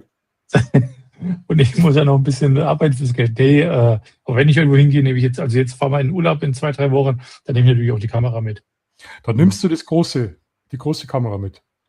Ja, groß. Ich habe die Canon R5 habe ich und ein Objektiv, beziehungsweise noch so ein kleines. Das nehme ich dann, das hatte ich in New York mir gekauft. Einen kleinen Plastikbomber hier. Das ist ja das Foto hinter mir quasi. Das habe ich dann mit dem geknipst. Ich nehme nur die 2 mit. Stativ mit und ein paar Filter und das war's. Okay, dann geht's so. Weil ich kenne jetzt Ja. auch schon einige Fotografen, die sagen, wenn die in Urlaub fahren, nehmen die nur noch das Handy mit, weil die keinen Bock mehr haben auf das ganze Equipment zum Mitschleppen. Mhm. Komische Ja, das ist wirklich, ich fahr mit meiner Tochter, die fährt gerne Achterbahn und dann, also wenn die mal dahin gehen, nehme ich auch nur das Handy mit und dann war Fotos zu machen, was dort ist. Aber wenn wir dann am Strand sind oder mal in so einen Zoo oder Tierpark gehen, dann nehme ich die große Kamera. Dann rentiert Ich meine, sich. die Handys machen schon mittlerweile geile Fotos. Das geht schon. Ja gut, da hast Aber du es die ist- Kamera im Kofferraum, im Tierpark, wie weit ist es da vom Auto zum Ja. Ding? Aber wenn du in Ägypten Ja. bist, machst du einen Tagesausflug auf ein Kamel und hast du deinen fetten Fotorucksack die Ja, ganze das Zeit wird- mit dabei. Das ist uninteressant. Das Ja, wird glaub ich. nicht. Ja. Aber Andreas, du hast mir heute ein Foto oder gestern ein Foto geschickt. Magst du das mal herzeigen? Zeig's nur. Na, du sollst es uns zeigen. Wie geht das? Ja, ich sag nur, war das Tamron? Das war Tamron 1770. Zeig mal her. Das gibt es jetzt auch für Canon RFS. Das würde mich jetzt interessieren. Moment. Ich weiß jetzt, wie mache ich das, dass ich das Bild zeigen kann? Du kannst es in die Kamera halten. Ach so, das Ja, Objektiv. ganz klein, genau. Moment, das muss ich auspacken. Cool. Da bin ich gespannt. Ich fotografiere immer noch. Nee, Bildschirm teilen hieß es, glaube ich. Bildschirm teilen und dann das Fenster raussuchen. Wenn nicht die scheiß Objektive nicht so teuer werden, ja? Die sind noch nicht teuer. Nur wenn ich die von Canon kaufe, dann zahle ich das Dreifache. Ja. Das ist jetzt das Objektiv. 1770, Lichtstärke 2,8. Oh, Das ist richtig, richtig gut. okay. Und ich sage jetzt mal für Vollformat, da habe ich meine Canon-Objektive. Oh, da hast du die Das sind noch alte EF-Objektive, die ich da benutze. Mhm. Da brauche ich das nicht. Da habe ich 1740, dann habe ich 2405. Ja. Also der Andreas hat ziemlich alles. Also Ja, alles nicht. definitiv. Und dann mein 100-500 von Canon, das habe ich. Und das 100 bis 400, wenn es nicht so schwer sein darf. Mhm. Und welche Kamera Das sind so ein dazu? paar Sachen. Bitte? Welche Kamera dazu? Die Canon R und die Canon R7. Ja. Na, ich Ach, habe die schon, R7 kennen wir doch auch, hat auch ein Kumpel von uns. Ja. ja, die ist gut, richtig gut, also kann ich mich nicht beklagen. Wenn ich es nochmal so machen hätte, würde ich mir wahrscheinlich Fuji holen. Nur ich hatte so viel von Canon, wenn ich das verkauft hätte, hätte ich viel zu viel Verlust gemacht. Und dann, ja, komm, dann bleib ich bei Canon. Die Objektive, die ich hatte, kann ich weiterverwenden. Und so nach und nach habe ich dann umgestellt auf die RF-Objektive. Und das funktioniert eigentlich ganz Ich hole mal schnell einen Kaffee, Jungs, gell? Bin gleich wieder da. Ich nehme auch ein. Haben wir um die Uhrzeit. Du hast Ich dir nehm doch gerade ein Bier. Du hast dir doch gerade ein Bier geholt, Michael. Ich hab da Das doch ist wieder leer. immer Bier. Das ist leer. Hopfenblütentee. Ich kenne dich. Genau. Ja, das ist immer so ein bisschen, ja, wie man Welche es gewohnt ist. welche Fuji hat es denn da? FX5 oder wie sie heißt? Ich habe noch gar kein Fuji. Nee, Ich da habe hat sie, nur aber gedacht, dass du eine haben wolltest. XT5. XT5 heißt ja, fällt mir genau. eigentlich- fällt mir Ja, ganz hat mein gut. Kumpel auch. Ja. Ja. Und ansonsten, ich habe noch so kleine OM-System, so Kompaktkamera, Canon Kompaktkamera, dann noch die Panasonic mit dem 1 Zoll Sensor, Also die alle. FZ2000, ja, so ein bisschen querbeet. Die Ja, war mal ja. angedacht, wenn wir mit dem Schiff fortfahren und ich will nur kleines Gepäck, dann nehme ich die FZ2000. Die hat noch einen relativ großer Sensor, von dem her ist es mit dem Rauschen noch in Ordnung. Ja, und die Olympus, die ist halt ja, stoßfest, wasserdicht. Bis 100 Kilo kann man die belasten, ohne dass was passiert. Passt dann auch. Sowas. Das ist auch kein Plastikbody, das ist dann Nee, das ist Aluminium-Druckus. Ja, genau, okay. Ja, das hört sich ganz gut an. Ja. Ja. Wobei Der ich Markus sagen muss, ich mit Nikon noch. Markus hat Nikon, ja. Ja. Ja. Für Ich den habe- Nikon gibt es das Objektiv auch jetzt. Ne? Welches? Das Meinst du? 1770. Hier das, ach, okay. Aber ich weiß jetzt nicht, ob das nur ein A bis C gibt. Ah, haben wir ja nicht. Ja. Markus hat Aber auch das voll schalte ich um. Ich Ich hätte, denke euch mal, noch, die kann auch umschalten. ich hätte euch noch ein paar Sachen mitgebracht. Wenn ihr wollt, können wir noch ein bisschen schauen. Ist jetzt allerdings kein Technikthema. Das macht nichts. Also wenn ihr Lust habt, ich schaue mir, ob ich das irgendwie jetzt so hinkriege, weil ich das hier nicht Die eingebunden Zuschauer habe. sind eh alle weg, habe ich gerade gemerkt hier. Die haben meine ist Bilder weg? gesehen und haben abgeschalten. Brutal. Chat, Zuschauer, Habe 0. ich es also geschafft. Super, Michael. Hast du es Ja, habe ich geschafft? gut gemacht. Ja. Wahnsinn. Einfach mal den Ich hätte noch ein paar. kompletten- nee, ich habe keine mehr. Jetzt Schluss. So. Mein unaufgeräumter Desktop. Desktop. Wow. Und zwar, passt auf, ich habe was angestellt. Schau mal, ob das hier ist. Kennst du den? Söder? Ja. Der Markus, genau, der Markus. Und der Markus ist ja ganz toll auf TikTok unterwegs und macht ja immer so ganz lustige Essensvideos und so weiter. Und da hat er eben das von dem Badesee und denkt man irgendwie so, wow, was ist denn das für See? Bei uns sind die Szenen ja irgendwie mittlerweile ein bisschen anders. Mehr so mit Grills und Hammel und keine Ahnung, überbevölkert. Und dann habe ich an Markus drunter geschrieben, vielleicht könnt ihr es erkennen, da Ach, der fehlen, Andi ist noch da. da fehlen die Grills mit Hammel. Und was hat der Markus? Markus Söder gefällt dein Kommentar. Ich habe das so toll gefunden. Seht ihr? Markus Söder gefällt dein Kommentar. Das ist der. Ich hatte Super, auch oder? den, kennst du den Kai Ebel von Formel 1 von RTL? Nein. Ja, ist der Moderator, der moderiert halt in der Boxengasse der RTL, also Formel 1 bei RTL. Und der hat Okay. auch irgendwie bei Instagram hat er wohl ein Foto mit, ja, wer war denn das Mädel? Die hat irgendwie Geburtstag gehabt. So eine heiße Braut. Und da hatte ich noch drunter geschrieben, damals haben sogar deine Hemden noch gepasst. Und er hat eine Antwort auch drunter geschrieben, aber ich weiß jetzt auch nicht mehr, das Spam hat besser geschmeckt oder irgendwas weiß ich, irgendwas. Hat er Ja, auch, aber dann würde- also die sind sich auch zu nichts zu schade. Ja, Warum das auch war nicht? Pamela Anderson, Ja, glaube ich, auf dem Pamela Foto. Anderson, Und er hat gemeint, er hat es auch nicht auf sich bezogen, sondern auf die Pam mit dem Hemd. So ein bisschen Oder so. was. So dick ist er auch nicht mehr, oder irgendwie also geschrieben. Ja. Aber Entschuldigung, da seht ihr mal, die lesen es gar nicht durch, gell? Weil es war ja ironisch gemeint. Es war ja ironisch Ja. und politisch auch vielleicht auch gar nicht so korrekt von mir, der Kommentar. Und ja, gefällt mir. Ja, Markus gefällt Ja, mir. ist doch schön, ist doch, warum denn nicht? Ja, da siehst du das einmal. Ich schaue mal, was ich noch mitgebracht habe. Also, ja, manchmal mache ich so einen Blödsinn. Gibt auch manchmal Ärger, aber mein Gott, das ist halt einfach heutzutage so. Ich habe euch da noch was rausgesucht. Zack, okay, funktioniert. Ja, bei uns ist jetzt nicht so ein erfreuliches Thema. In Berchtesgaden, genau wo der Michael jetzt Urlaub gemacht hat an dem Berg, ist vor 2 Tagen oder gestern 19-Jähriger abgestürzt. Oh. War eine Riesensuchaktion, Wahnsinn. Also 50 Einsatzkräfte mit Drohnen, Hubschrauber. Der war 19 Jahre alt und ist da in so eine blöde Rinne rein, 200 Meter tief.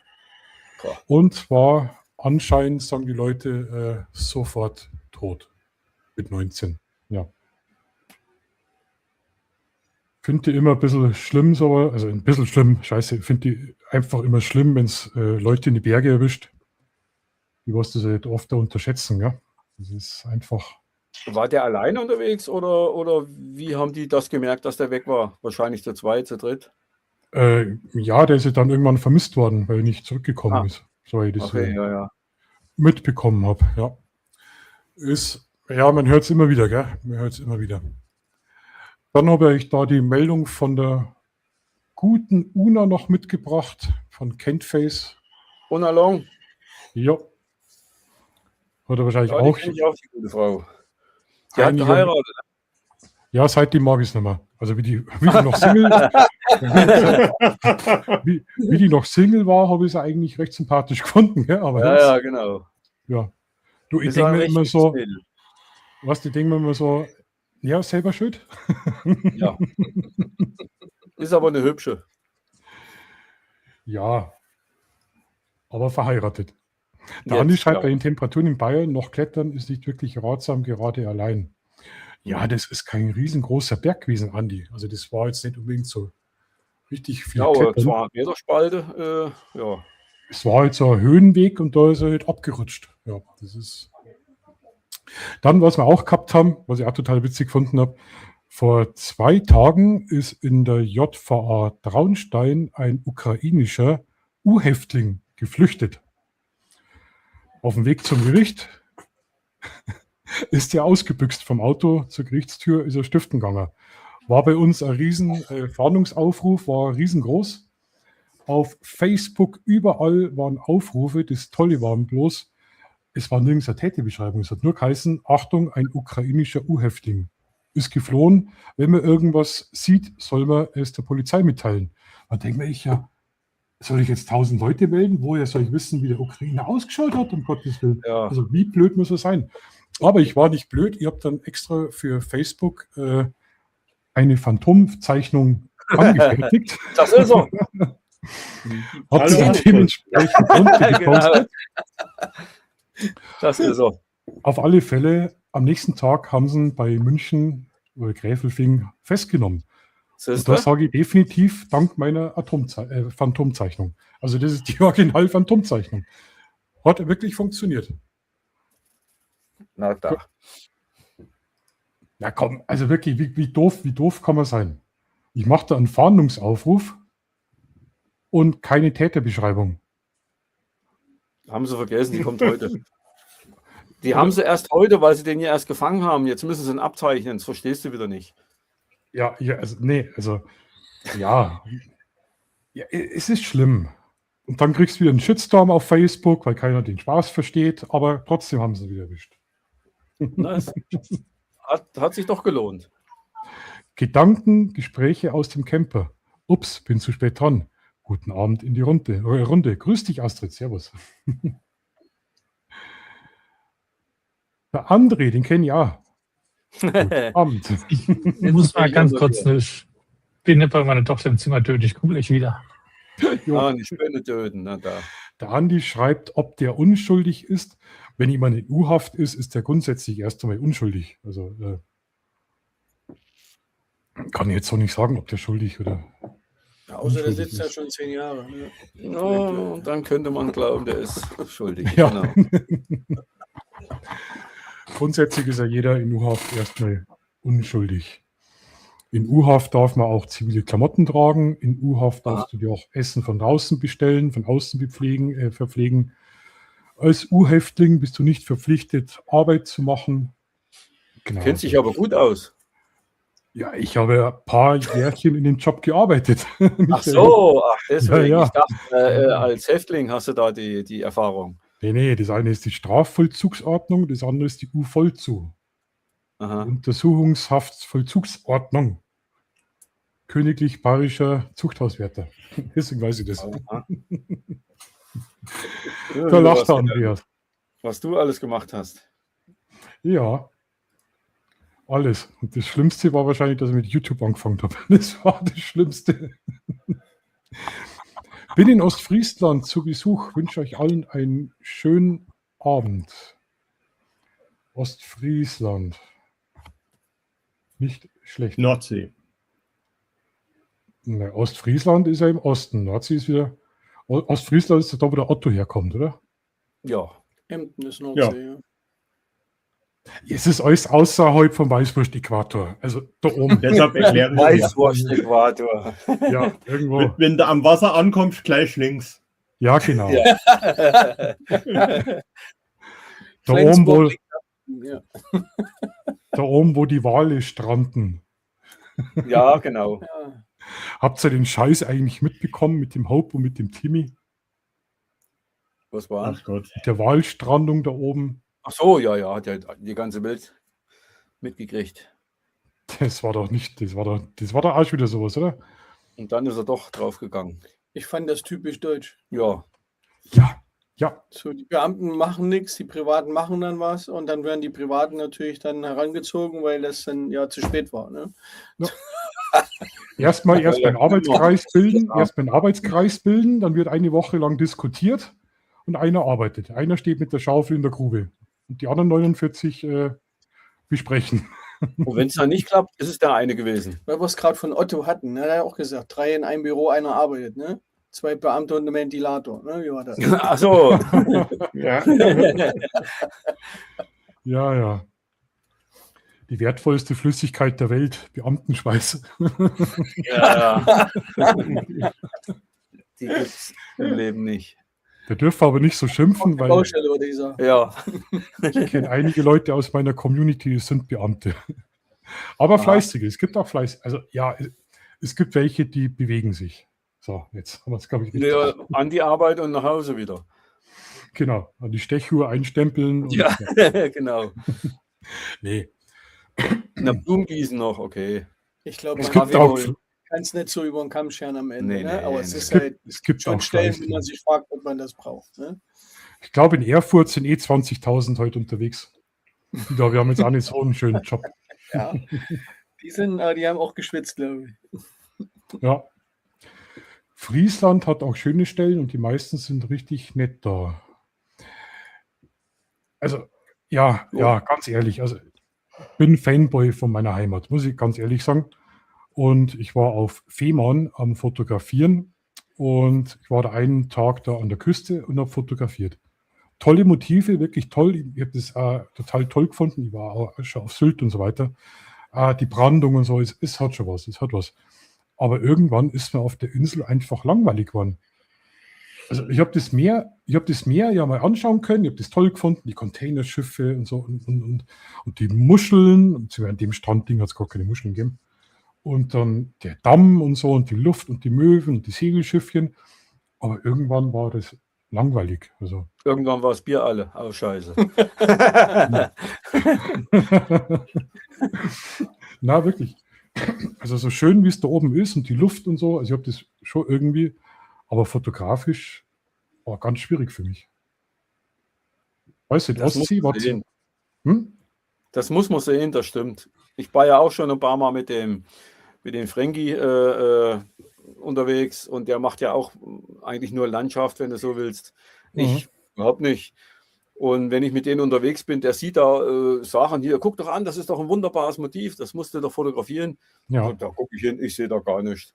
Hatte ich auch mal einen Film gemacht, den Frank Wachter, weißt du. Habe ich gesehen, glaube ich. Ja, und da ist auch schon ein paar. Aber mittlerweile lernt man es dann von, weil dann kriegt man dann das Auge halt auch dafür. Aber so richtig komme ich da nicht klar. Aber das ist genauso, wenn man da oben ist an der See und das ist doch nur Wasser oder da ist mal eine Möwe oder was weiß ich. Ja, das gibt da auch interessante Sachen. Das ist, nur die sehen wir halt nicht. Sonnenuntergänge, Genau. würde ich sagen, Ja, oder weil das, es ganz immer genau, ja. spezielle Farben gibt, ne, von der Richtig. See her. Ja. Und ich würde sagen, Strandgut ist immer irgendwie so Auch nicht schlecht. Bäume, Wurzel, sowas mit Gischt hinter. Wir haben doch heute eins gesehen. Ne? Ja, genau. War auch cool. Ja, so Der war halt richtig relativ. so Gischt und dann so ein schöner Hintergrund dazu. Ja, das fotografierst zweimal und dann hast du da den Schaum. Ja, Brandung. Also es war ganz da musst du halt bei richtig anderen was verdammt. Tageszeit noch mal hin, abends oder früh oder wenn Nebel ist oder Wahrscheinlich. Sonne, je nachdem. Aber so ist es. Wie gesagt, ist bestimmt wunderschön, Friesland und die Gegend. Dann fotografiere ein Haus mit Rebdach, dann fotografiere einen Leuchtturm und dann ist, glaube ich, schon vielleicht noch eine Möwe, die irgendwo schön auf dem Stein im Wasser sitzt in der Brandung. Das sind so klassische Fotomotive und dann wäre es bei mir schon, glaube ich, aus. Ja. Nur das ist ein billiger Das ist die Urlaub. Nordsee besser. Was sagst du, Andreas? Die Nordsee ist da besser. Wieso ist die Kann man Nordsee schön besser? Schlickrutsche. Ach Da so. kann man Schlickrutsche, die haben Ebbe und Flut. Achso, Da ja. muss man Schlickrutsche gehen. Ja, gut. Ja. Ja, ich weiß nicht. Also mir gefällt die Mentalität, die Leute, die Landschaft und so weiter. Mir gefällt es ja, aber fotografisch ist ganz schwierig. Ja. Friesland zieht sich bis tief in die Niederlande rein. Okay, Fehmarn ist halt eine Insel. Ja, das ist eine Insel. Gefangeneninsel. Nee. Wie schaut es denn bei euch in Thüringen eigentlich aus? Waldbrand. Wir haben einen Waldbrand nach dem anderen. Nö. Nix. Zurzeit nicht. Ich habe Boah. nichts gelesen. Ne? Nö, momentan sind die Leute noch, haben sie überall die Streichhölzer weggenommen und das klappt. Okay. Ich zeige euch noch was ich auch vorbereitet habe. Wie es bei uns Deppen momentan zugeht. Und zwar, schauen wir mal, könnt ihr es einigermaßen erkennen. Und zwar war die A8 gesperrt, 1000 Quadratmeter Wald und Moor in Flammen. Das war gleich bei mir ums Eck. Die A8, da bist du auch schon gefahren, Michael, ist die Autobahn München-Salzburg. Ganz bekannte Ja, da Strecke. bin ich ein paar Mal gefahren, ja. Und da geht doch ein Stück am Chiemsee entlang, wo man Chiemsee entlang fährt. Ich weiß. Genau da war der Riesenbrand. Genau. Warum hast du das gemacht? Ja, ich schmeiß meine Kippen grundsätzlich aus dem Fenster raus. Ach, du warst das also doch. Genau, weil ich hasse Dreck im Auto, deswegen schmeiße ich den raus. Nee, natürlich mal das Und nicht. wenn die es nicht richtig entsorgen, ist ja nicht deine Schuld. Ja. Jetzt war da bei uns erst der Saugkopf-Rüsseldings, der blöde Berg brennt, war ja ein Riesenzirkus, da war ja auch live vor Ort und Ach, fotografiert. da hast du ja die paar Videos gemacht, stimmt, ja. Ja, genau, das war Ehre. Das war Ehre. Also der Brand war wirklich und Na, du. Genau, da, so hat das ausgeschaut dort. Also, ja. Mhm. Wir haben laufend irgendwelche Waldbrände. Das Schlimme ist, am gleichen Tag war das hier. Ach, du Schreck. Ja, und da frage ich mich wirklich, ob die bei uns herunten irgendwie was im Grundwasser haben. Ja. Das könnten sie mal gleich komplett verbieten, den Quatsch. Naja. Das war da, wo die Hitzewelle war. Es war alles trocken. Gell? Wieso muss ich da ein Feuerwerk? Tja. Und daneben Sowas ist dann der überhaupt Brand genehmigen. aus. Aber sie können keinen Zusammenhang. Möchte gar nicht sein, dass es einen Zusammenhang gibt. Aber stellt sich das vor, Feuerwerk, wenn bei uns alles mit Zunder trocken ist. Ja. Also irre, gell? Ja, der Brand ist ja mittlerweile gelöscht. Wenn ein Moor brennt, dann dauert das, bis das Feuer aus ist. Ja, was Schlimmes ist, sind die Torfbrände, gell? Weil das ja unterirdisch weiter brennt. Der ganze Ich Mist. glaube, die klimmen ja ewige Zeit, ne? Ja. Klimmen Oder ja. wenn so ein Kohleflöz brennt, gell, das kann ja Jahre, kann er das versteckt Mhm. irgendwie so dahin brennen. Über 100 Jahre. In China zum Beispiel. Ne? Wahnsinn, gell? Da gibt es noch in Ja, im Saarland, der Amerika, brennende Berg. da gibt's doch in Amerika eine Stadt, die so einen unterirdischen Brand haben, oder? Seit Genau. Jahrzehnten schon. Kriegst du nie gelöscht, ganz genau. Ja, irre. Also bei euch gar nichts. Es war doch Harz, Thüringen, Ja. Elbstein, da hat es einen riesigen Brand gegeben vor 2-3 Jahren, oder? Ist das Thüringen? Nee, Sachsen. Harz, ja, ist ein bisschen was. Es teilt sich. Ne? Ja. Südlich ist es Thüringen und nördlich ist es dann, was heißt Ist das nicht ja Hessen schon? Nee, nicht Nee, Hessen. Ach, was weiß ich. Sachsen-Anhalt. Oh. Sachsen-Anhalt und wo ist der Westseite? Was ist das dann? Westseite ist, das ist Hessen, oder? Nee. Ist das Hessen? Okay. Nee, Quatsch. Hessen ist bei- Nee, Quatsch, sorry. Niedersachsen ist das sein, glaube ich. Ja, irgendwas. Also, bei mir ist es Osten. Alles, Bei uns nicht. alles drüben. So. Thüringen. Jetzt muss ich euch eine Frage stellen. Jetzt haben wir 2 Wessis und 3 Ossis. Gibt's das noch so, das Ossi-Wessi, die Diskussion? Oder flacht das? Ja. Gibt es schon noch? Gibt schon noch ab und zu mal, Ich ja. denke, dass es Kultur geworden ist, sogar in Ostdeutschland, sich so, also wenn man jetzt Dresden nimmt, ne, Ostdeutschland Ja. und so, ich meine, das sind so die Spitzen, sage ich mal, aber ich denke Ja. mal, dass es in den jüngeren Generationen nicht mehr so krass Nee, ist. das ist bei uns noch hängen Das geblieben. ist bei uns ja. hängen geblieben, Ja. weil man das echt Das die verläuft sich Trennung dann. noch kennt, ne, Ja, aber das stimmt. Aber ich denke, das verläuft sich nach einer Zeit. Bei mir ist so aufgefallen, aber den Jüngeren, dass es mittlerweile ja so einen richtigen Ossi-Kult wieder gibt. Ein das Kult. meine ich ja. Ja, das Also, stimmt. Ja. S50 fahren, Schwalbe Ja, aufbauen und sowas, ne? Ja, die alten Produkte und und so sowas. weiter. Und Gibt es ganze Märkte von, ne? Also es ist richtig viel los. ja, finde ich richtig cool.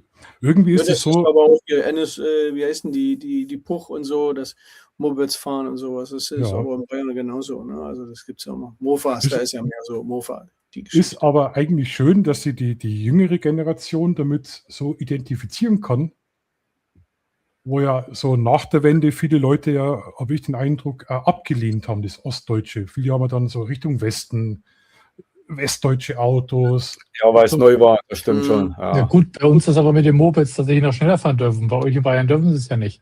Es gibt ja Nee. welche hier in dem Grenzgebiet und mit der Simson dürfen sie dort nicht fahren. Fahren ohne Echt? Führerschein. Ja. Okay. Die hier, was ist das Grenzgebiet bei uns da unten hier? Hier Schleusinger Gegend und alles, was so Richtung Bayern geht. Wenn da die Jugendlichen zum Moped fahren, das dürfen sie in Deutschland, bei euch nicht. Okay. Weil die zu schnell waren, die Dinger. Bei uns Deutschland und Sachsen-Anhalt, glaube ich, die 3 Länder haben da eine Sonderregelung. Habe ich gar nicht Deswegen gewusst. sind die wahrscheinlich. Mopeds noch fahren so ja- die sind Die fahren ja teuer. 60 oder Ja, eben, und 65. das dürfen sie da unten nicht. Und die Mofas, die gehen nur bis 40, ne?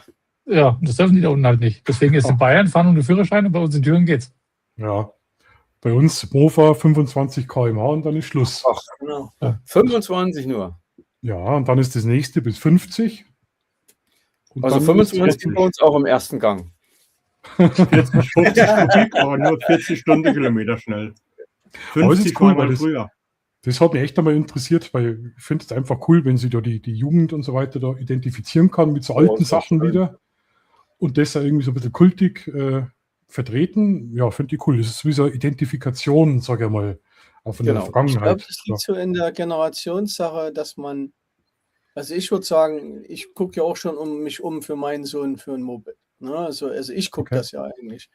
So, und weil ich es noch kenne, ich bin so aufgewachsen, ich habe meine erste Moped zusammengeschraubt. So, und das war immer noch irgendwie so was Cooles, ne? Also, dass du Ja. das selber gemacht hast. Ne? So. Ja. Und ich denke mal, dass die Generation von den Vätern oder in meinem Alter, würde ich sagen, den Kindern das auch cool weitergeben, finde ich. Ja. Aber das finde ich gut, gerade als Bayern. Wir haben ja auch bekannterweise viel Tradition und so weiter, was wir bewahren und wo wir wirklich dahinter stehen auch. Und dass es eben in Ostdeutschland mittlerweile auch so ist, dass sie die da auch einfach eine Tradition bewahren. Ist ja Thüringen, ist jetzt ja nicht bloß die Rostbratwurst, für was Thüringen bekannt ist. Das sind ja die ganzen Umzüge, was da gibt und keine Ahnung, Feste und so. Fasching Ja, und so, ne? Das ist auch ganz, ganz viel. Ja. Ja, Karneval. Genau. Karneval, Ist ja nicht nur ja. Köln, das gibt es ja bei uns auch in Ja, Wasung. Wasung, ja, Wasung. Wasung, Karneval, genau. Ja. Beim Andreas gibt es keine Feste, haben wir gehört. Da im Ganz Rheingraben. wenig. Mei. Ich muss ins Saarland fahren für die Feste. Also ich Oder merke, noch ihr habt keine Fest, ihr habt keine Kultur. Habt ihr eigentlich überhaupt was bei euch? Viel Sonne. Oh ja. Fließend Wasser aus der Wand. Aus der Wand, ja. Sorry, ja, aber Ja, gehört dazu. Die Hitzewelle das war finde ich in so Bayern krass. wieder gut. Ne? Also ich war da in Straubing auf diesem großen Fest und Gäubodenfest, gell? Gäubodenfest, das ist Ja, richtig schön. cool. Ja, das ist nicht so übertrieben wie München, ist aber ähnlich, ja? So, aber nicht halt so abgefahren wie München. Mhm. Und es ist halt auch, sagen wir mal so, bayerisch geblieben. Ne? Ich war eben bei BMW noch gearbeitet in Regensburg. Ah, Da gibt es die Duld und die gab es im Frühjahr und im Herbst oder am Ende des Sommers. Auch sehr Mhm. cooles Fest. Halt nur 3 Zelte oder 4 Zelte, also keine, was weiß ich wie viele. Ne? Aber im Endeffekt schon schön alles. Also ich fand das gut. Ich fand Bayern insgesamt super. Ingo warst du, gell? Ja, genau. Ingo, du bist mein Mann. Er Jetzt weiß, sind sie dass das, verheiratet, er auch weiß, das dass noch. das Duld heißt. Sehr gut. Ja. Das sind so kleine Feste. Da gibt es eigentlich kaum Fahrgeschäfte. Das ist ein Bierzelt, da geht es eigentlich hauptsächlich um Sauferei. Vielleicht das auch. Aber mindestens einen, wo man immer brechen Ach, muss. siehst du ne? nicht. Stimmt. Und dass die ganzen Volksfeste bei uns im Herbst sind. Deswegen heißt es ja Herbstwiesen, Ja. Herbstfest, Herbstduld. Und Skybornfest in Straubing Skyborn, ist ja. bekannt, ja. Pullman Und ein City bisschen noch traditioneller. so ein bisschen. Naja, war cool. Ist coole Zeit da. Und, Ja, Bayern ist schon bekannt, wo ich jetzt im Frühjahr war, ich mit einem Kumpel in New York oben und da gab es keine Thüringer Bratwurst oder Klöße, da gab es eine bayerische Kneipe dort in New York drin, wo es auch hier Wiener Schnitzel gab. Also das gibt es dann auch. ich habe also Dokus. Das Kurioseste war Brasilien, dort habe ich dann Weißbier getrunken aus dem großen Stiefel. Oh, gut. Stiefel trinken, um Gottes Stiefel Willen. trinken in Brasilien. Das war auch abgefahren. Aber ich finde es immer so schlimm, gerade in Amerika, wenn sie die Bavarian Feste haben und so weiter. Und dann haben sie so Dirndl dran, die überhaupt nicht wirklich so ausschauen. Die sind einfach so Ja. wie auf Temu bestellt, zusammengeschneidert irgendwie. Ja. Und dann finde ich das Schlimme, wenn die dann einfach das Amerikanische reden. Da passt irgendwie was zusammen. Gell? Das ist so vom Essen her und so, haben die schon ganz schön aufgeholt. Also es gibt schon Weißwürste. Aber das hat auch wirklich geschmeckt. Also dieses Wiener Schnitzel, was wir da gegessen haben, das war wirklich klasse. Ich meine, die haben da auch so ein Döndel, so eine Art Döndel dran angehabt. Das war aber wirklich nicht verkehrt. Der hat sich ein bisschen heimisch gefühlt, auch wenn ich nicht aus Bayern komme. Aber du hast dich heimisch wie in Deutschland gefühlt quasi. Ja, die haben sie da wirklich, also da gibt es Veranstaltungen, die lassen das wirklich exportieren und so weiter. Gell? Und da Ja. gibt es halt da das Bier vom Paulaner oder keine Ahnung, was ich. Wir hatten, warte mal, was hat wir denn getrunken? Aber Oktoberfest dürfen sie es, glaube ich, nicht nennen, ne? Nee, Also nur nicht, dass ihr euch wundert, ich war ja auf Schiffen unterwegs, so ein bisschen weltweit für so Ölplattformen aufbauen und sowas. Oh, Und Singapur ist auch eine große Sache, aber da gibt es ja halt richtig auch so eine deutsche Community. Und dann gibt es richtig Brezen und auch richtig Lederhose und die Dirndl sehen auch gar nicht so schlecht aus. ja, Nur genau. das sind halt meistens asiatische Gesichter da sieht man das? sind. Aber es ist echt cool. Oh, so Das ist das. war in New York, das war Spaten gab es dort. Ja, Ja, München, Ja. klar. Spaten. Ach, sieht man nicht. Ja, habe ich auch Der gerade. Spaten, das war jetzt hier so ein das ist natürlich meine Fratze halt. Oh, die komm. Man Kanner. sieht sich so helliger. Die Das Kanner. haben sie in der Kalbe, aber wirklich klasse. Das ist doch so eine Ja. typische deutsche Laterne, oder? Mit chinesischer Schriftzeichen? Ja, genau. Oder? Ne, das war richtig deutsch. Das war also, jetzt sitzt sie also Spaten München und links den dran steht Reichenbacher Hall. Oder Reichenbach Hall. Ja, Ja, klasse. auch die Karte, ich habe doch die Karte, die war deutsch. Also als Hauptbegriff zum Beispiel jetzt hier Spaten, Oktoberfest und darunter stand es halt amerikanisch, also was dann wirklich mit drin war. Also wirklich cool. Ja, Ich glaube, es gibt auch Communities da in den Ja. USA, wo auch viele halt Auswanderer sind, Ja, natürlich. die halt schon Generationen dort sind. Ja. Ja, es gab ja auch mal eine deutsche Ecke, gab es ja da auch mal. Das gibt es halt alles Genau. nicht mehr. Ich meine, du hast doch diese chinesische und dann Deutsch gibt es halt leider gar nicht mehr darunter. ja, Ich schau, sag mal da so eine gibt es ja, Kneipe jetzt. da gibt's ja das bekannte Texas German, was die so, große Community in Texas unten, die reden Deutsch. Also Schwäbisch, einen uralten schwäbischen Dialekt, der eben aus der Auswanderung kommt. Das ist das Texas German, was die da sprechen. Ist für mich auch manchmal schwierig zum Verstehen, weil die einfach nur Vokabeln haben, die es bei uns seit 100 Jahren nicht mehr gibt.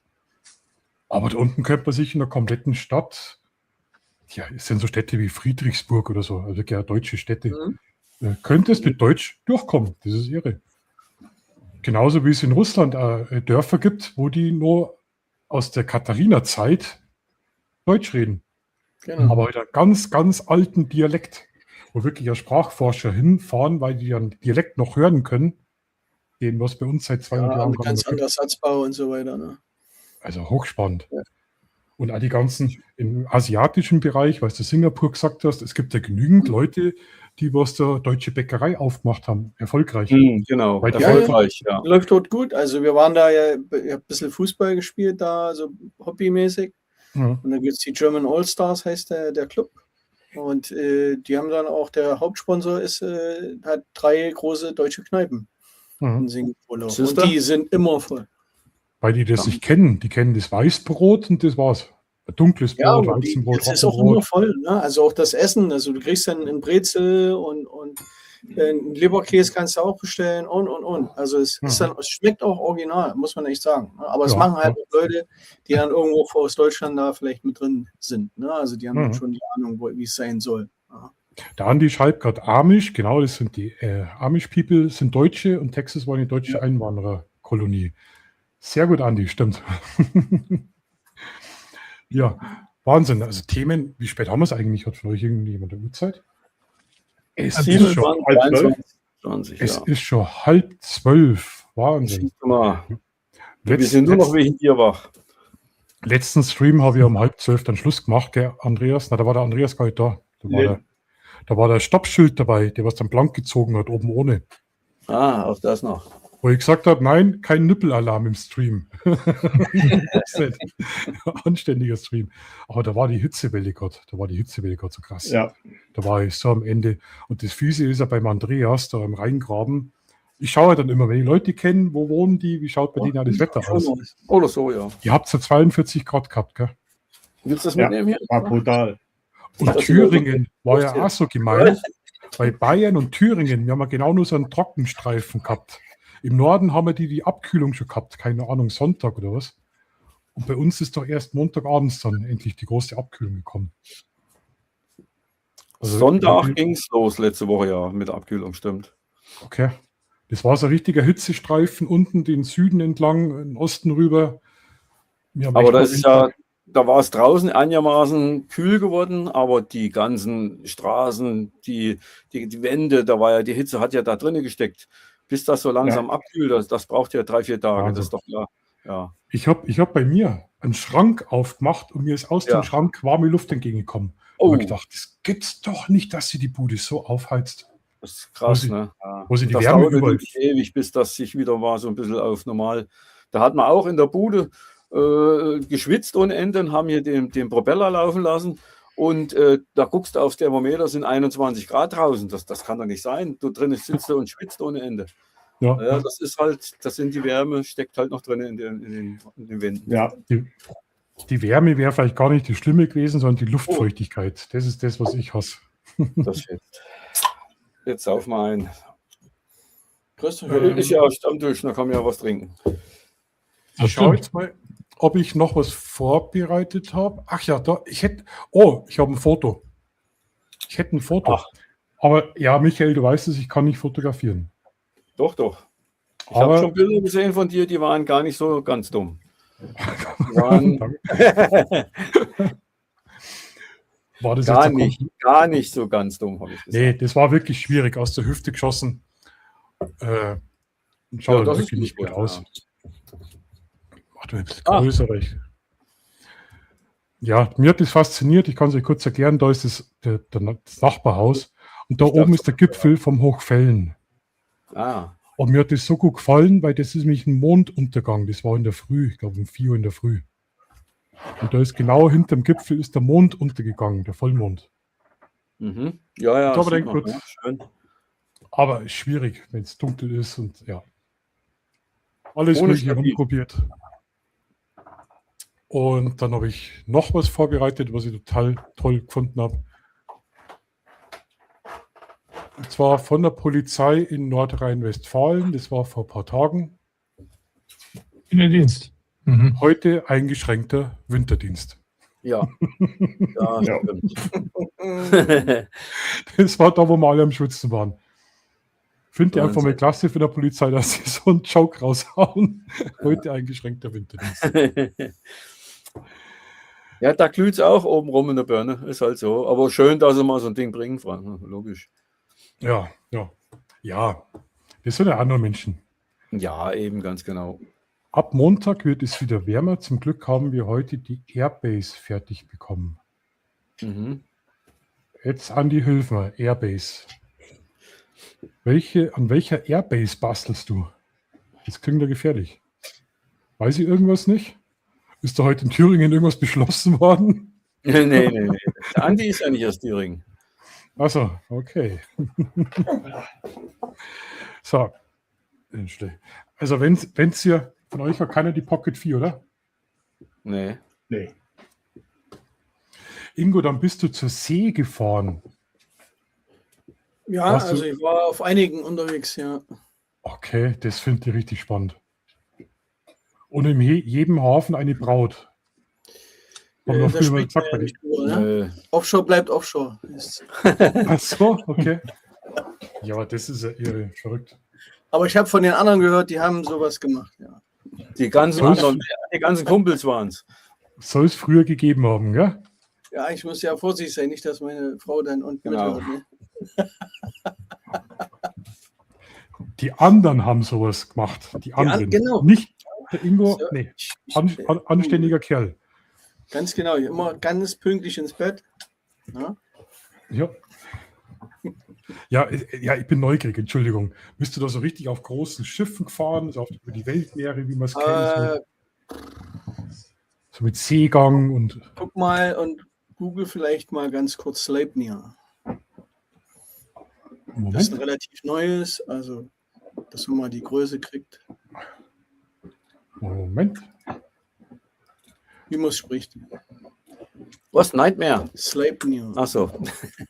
Sleipnir, das Ist das griechische Götterpferd. Griechisch? Ja, das stimmt. Das ist er. Na, nicht griechisch, germanisch. Ja, Gott sei Dank. Sleipnir? Genau, was von der, Wow, was der bist Herr du macht. deppert. Also wenn ich jetzt nicht ganz uninformiert war, sind es gleich zweimal 14.000 Tonnen Kräne oder sowas Oh, insgesamt. pass auf, das ist ja irre. Jetzt muss ich ja schnell handeln. Jetzt pass auf. Das ist ja spannend.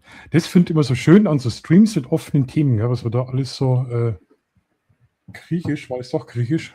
Okay. Ja. Muss man sagen, ob das richtig ist. Ja, genau. Twin Wow. Kran, also beide, glaube ich, 14.000 Tonnen oder 13. Jetzt nageln mich nicht fest. Schaut euch das an. 220 Meter Breite, 102, Halbtaucher-Kranschiff. Können ein bisschen hoch und runter. Schau, Andi, da steht der Andi sagt griechisch, da steht doch germanischer. Das war das Pferd von Odin. Wow. Und das Ding schwimmt? Nee. Das kann lasten. Also in diesen, das sind so Art Pendants. Ne? Also Ja. damit kannst du ja im Prinzip die Kranhöhe nochmal erhöhen. Ja, Wahnsinn. Und wenn das jetzt im flachen Wasser fahren muss, wie im Hafen, also meistens, die kommen ja gar nicht in den Hafen, die sind immer davor. Ja. Ja. Ist ja irre. Das ist so Wow. eins der größten, wo ich drauf war. Sag ich mal. Ja, aber dann frage ich dich, Ingo, wo war das Ding für ein Timmy? Das hätten wir doch braucht. Mit dem Ding, den hätten wir einmal angehoben, den Wal. den Schipp, Wal. der wär- Ja, Ja, der ja, wäre doch aber gut. die werden ja da auch gestrandet. Ne? Ach so, So, ja. ja, das ist doof. Aber das sind ja Geräte. Du, der Also hätte jetzt mal eins, angehoben. das ist mal das Extrem, ne? Also das, was man die Riesen sieht, dann gibt es noch die Swan oder was Okay. anderes. Also die, Verrückt. das sind Der so hätte den blöden Spezialschiffe, Wal in der die Ostsee, hätte den bauen und so. gepackt und hätten einfach über die Insel in die Nordsee rüber. Genau. Ja, Wahnsinn. Ja, das ist krass. Ja, sowas also das wollen sind so Konstruktionsschiffe, die halt die kompletten Jackets heißen die Unterkonstruktion, die kommen ins Wasser, können auch so Okay. in die 200 Meter tief sein, also hoch und weit und so weiter. Meistens sind das so Schwimmer, die werden abgelassen, dann werden die aufgerichtet. Okay. Und die werden dann mit Peils oder mit Pfählen festgemacht unten am Boden und dann diese Maschine, die reintreibt, das ist meine Firma. Okay, also irre, was da rumfährt auf den Meeren, gell, was wir gar nicht. Hm. Andi,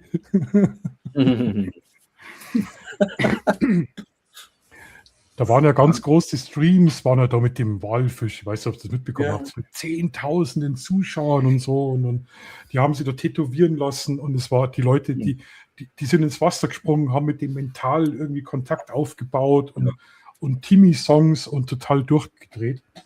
Und was hat der Früher dicke Bayer nannte man es gemacht? Hippie, ne? Hippies waren das früher, Ja. oder? Ja, heute sind es Ja. halt Grüne. Ich bin natürlich auch in den Chat und das Erste, was ich gefragt habe, na, ist Timmy schon geplatzt? Da warst du schon der Bestfreund. Da warst du Nummer 1 im Chat. Nummer eins. Dann habe ich so geschrieben, ist doch gar nicht bös gemeint, tote Wale platzen wirklich. Ja, das stimmt. Ist so, Ja. Ja, dann ist er doch gestrandet. Ja, und vor was haben wir Angst gehabt, dass er platzt? Habe ich wieder recht gehabt. Siehst du? Na, das war, oder wie der eine da gestanden ist, die Leute alle am Heulen, die waren fertig, Ausnahmezustand. Da hat es Leute gegeben, die haben tagelang zugeschaut, die sind nicht mehr in die Arbeit, die sind nur in dem Stream gehockt, haben die Livecam beobachtet, haben mitgezählt, wie oft der bläst. Und dann steht der eine daneben beim Interview in so einem Stream mit der Fischsemmel. Ja. Super. Wenn du es jetzt so erzählst, ne, das erinnert mich so krass an Truman. An was? Den Film, ja. Truman Show. Truman Hieß Show. doch damals. Dieser Truman Film, Show. Hm. Ja, Wo die Also- alle alles so angeguckt haben und die in der Badewanne sitzen und überall das geschaut haben und so weiter. Also das kommt so ein bisschen rüber, ne? So die ganze Geschichte. ja, das war. Oder dann, wie der gestrandet ist, da hat er schon ausgeschaut wie ein Luftballon. Der hat ausgeschaut Ja. wie ein Luftballon. Und was macht der andere? Steht auf dem Wal. Du, die einen Leute sind nervlich am Ende. Die sind am Ende. Und der hüpft einfach auf dem toten Timmy rum. Also ich glaube, da haben sehr viele Leute Therapie gebraucht nach der Sache. Also, war unglaublich. Ich glaube, auch manche Ob das noch vorher. hilft. Ja, Aber vielleicht das waren sind- die alle schon in Therapie und Ja, das ja. war dann eben, ne? Das Ja, aber Ende. das sind genau die. Das sind Endlich. genau. Durch den Wald laufen, Ja? ohne dass wir irgendwie. Das Die- ist auch Der ist richtig gut. Der braucht auch eine Therapie. Ja, das sind die Leute. Die kommen dann auf die Propellerstationen. Dann kriegst du also einen Ja. Propeller. drauf. Der mit der Libelle Ah. tanzt. Die Dänen verwerten wenigstens alles. Ja, das stimmt. Die Dänen sind da. Die haben ja irgendwie ja recht, gell?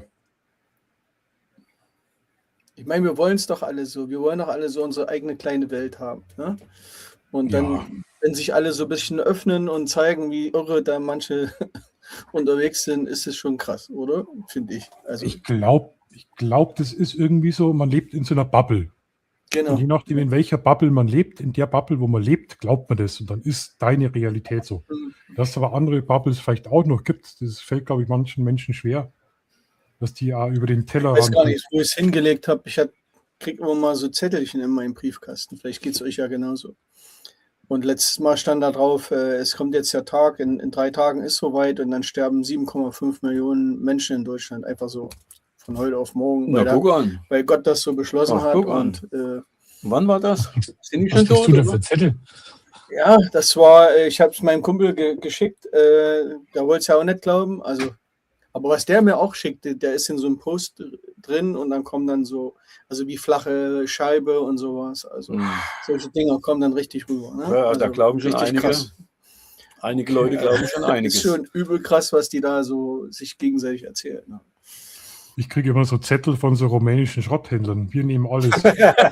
Ans Auto dran, oder was? Nein, im Briefkasten. Im Ach, im Briefkasten. Briefkasten. Ja, ich Und habe immer dann- die von dem Stahlzaun aus Polen. Also das ist auch okay. Okay. Und dann kommen die wirklich, dann kommen die. Und dann habe ich das zusammengerichtet, sage ich, nehmt alles mit oder nichts. Ja, Ja, nehmen alles. ja, Jemand ja. da Und mit dann einem bleibt- Sprinter, der eigentlich mal weiß war, gut, eigentlich eher rostbraun am Ende, mit Rostlöchern, wo die Faust durchpasst und nehmen es mit. Da denke ich mir, ja gut, wenn sie es haben wollen. Und dann haben die das alles eingeladen und dann eine halbe Stunde später fahre ich zum Einkaufen und da fahren wir durch ein kleines Waldstück. Schau ich so in den Wald rein, steht der Das Sprinter kennst du doch. drin. Denke, was macht denn der Sprinter in dem Wald? Haben sie Außer uns dir. gemacht und haben den ganzen Schrott, was nicht mitnehmen wollen, in den Wald reingeworfen. Oh. Hast du wenigstens fotografiert und angeschissen? Na, habe ich nicht. Schade. Eigentlich hätte ich es machen müssen, ja. Ja, eben. Ich glaube, Aber das es ist ist nur immer so eher machen. gefährlich, so eine Aktion dann. Ja, und vor allem mitten im Wald hingehen, Ja. Fotos machen. Mhm. Naja, hat ein Vielleicht bisschen, das letzte Foto dann. Ja. bisschen ein Geschmäckle, nicht, dass ich Das dann im machen die Sprinter immer liege so. und dann Die werden das auch immer weiter so machen, ja, genau. wache ich irgendwo in Transsilvanien auf oder so. 2 Löcher an dem Hals. Ja. Naja, wie gesagt, weil ihr könnt das Zeug schon haben, da waren ja gute Sachen dabei, was funktioniert, so Bohrmaschinenzeug, was man einfach nicht mehr braucht hat. Aber ihr nehmt dafür das andere Zeug auch mit. Ja. War eigentlich ein Deal, aber dann bei uns einfach in den Wald reinschmeißen. War ja ein bisschen. Aber das Schlimme ist ja dann noch, wenn die den Müll dann untersuchen Und die kommen auf dich und die zurück. kommen auf dich zurück, dann warst du das, ganz genau. Mhm. Stimmt, ja. Ist mir Ja. passiert. Ja, Nee. siehst du? Ein Hänger hatte ich entsorgt in einem Müllcontainer von der Firma.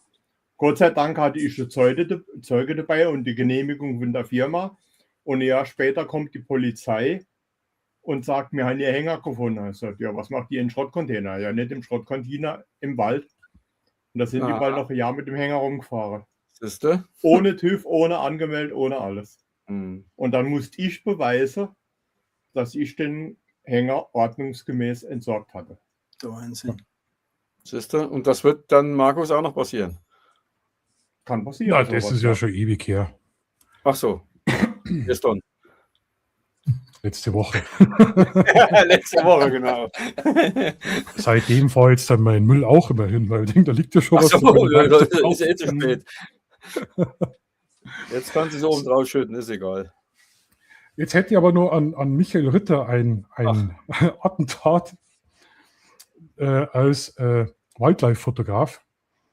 Du kennst fotografie ich nicht im Du Wald. kennst, ey, du hast mir eh so geholfen. Ich habe das Foto leider jetzt nicht zur Hand, wo ich den Ah. komischen Storch da fotografiert habe, den hässlichen.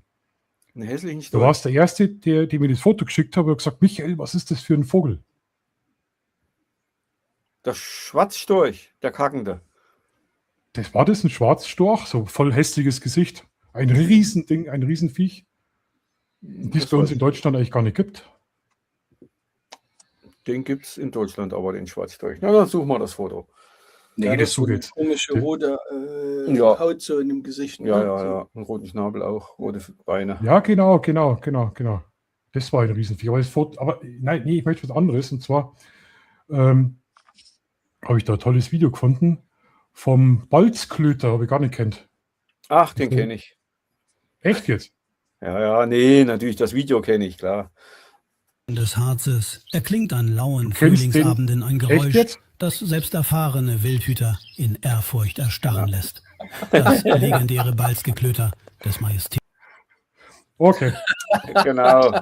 Michael Ritter ist Wildlife-Fotograf. Der kennt sogar Ja, den kenne Vogel. ich. Super.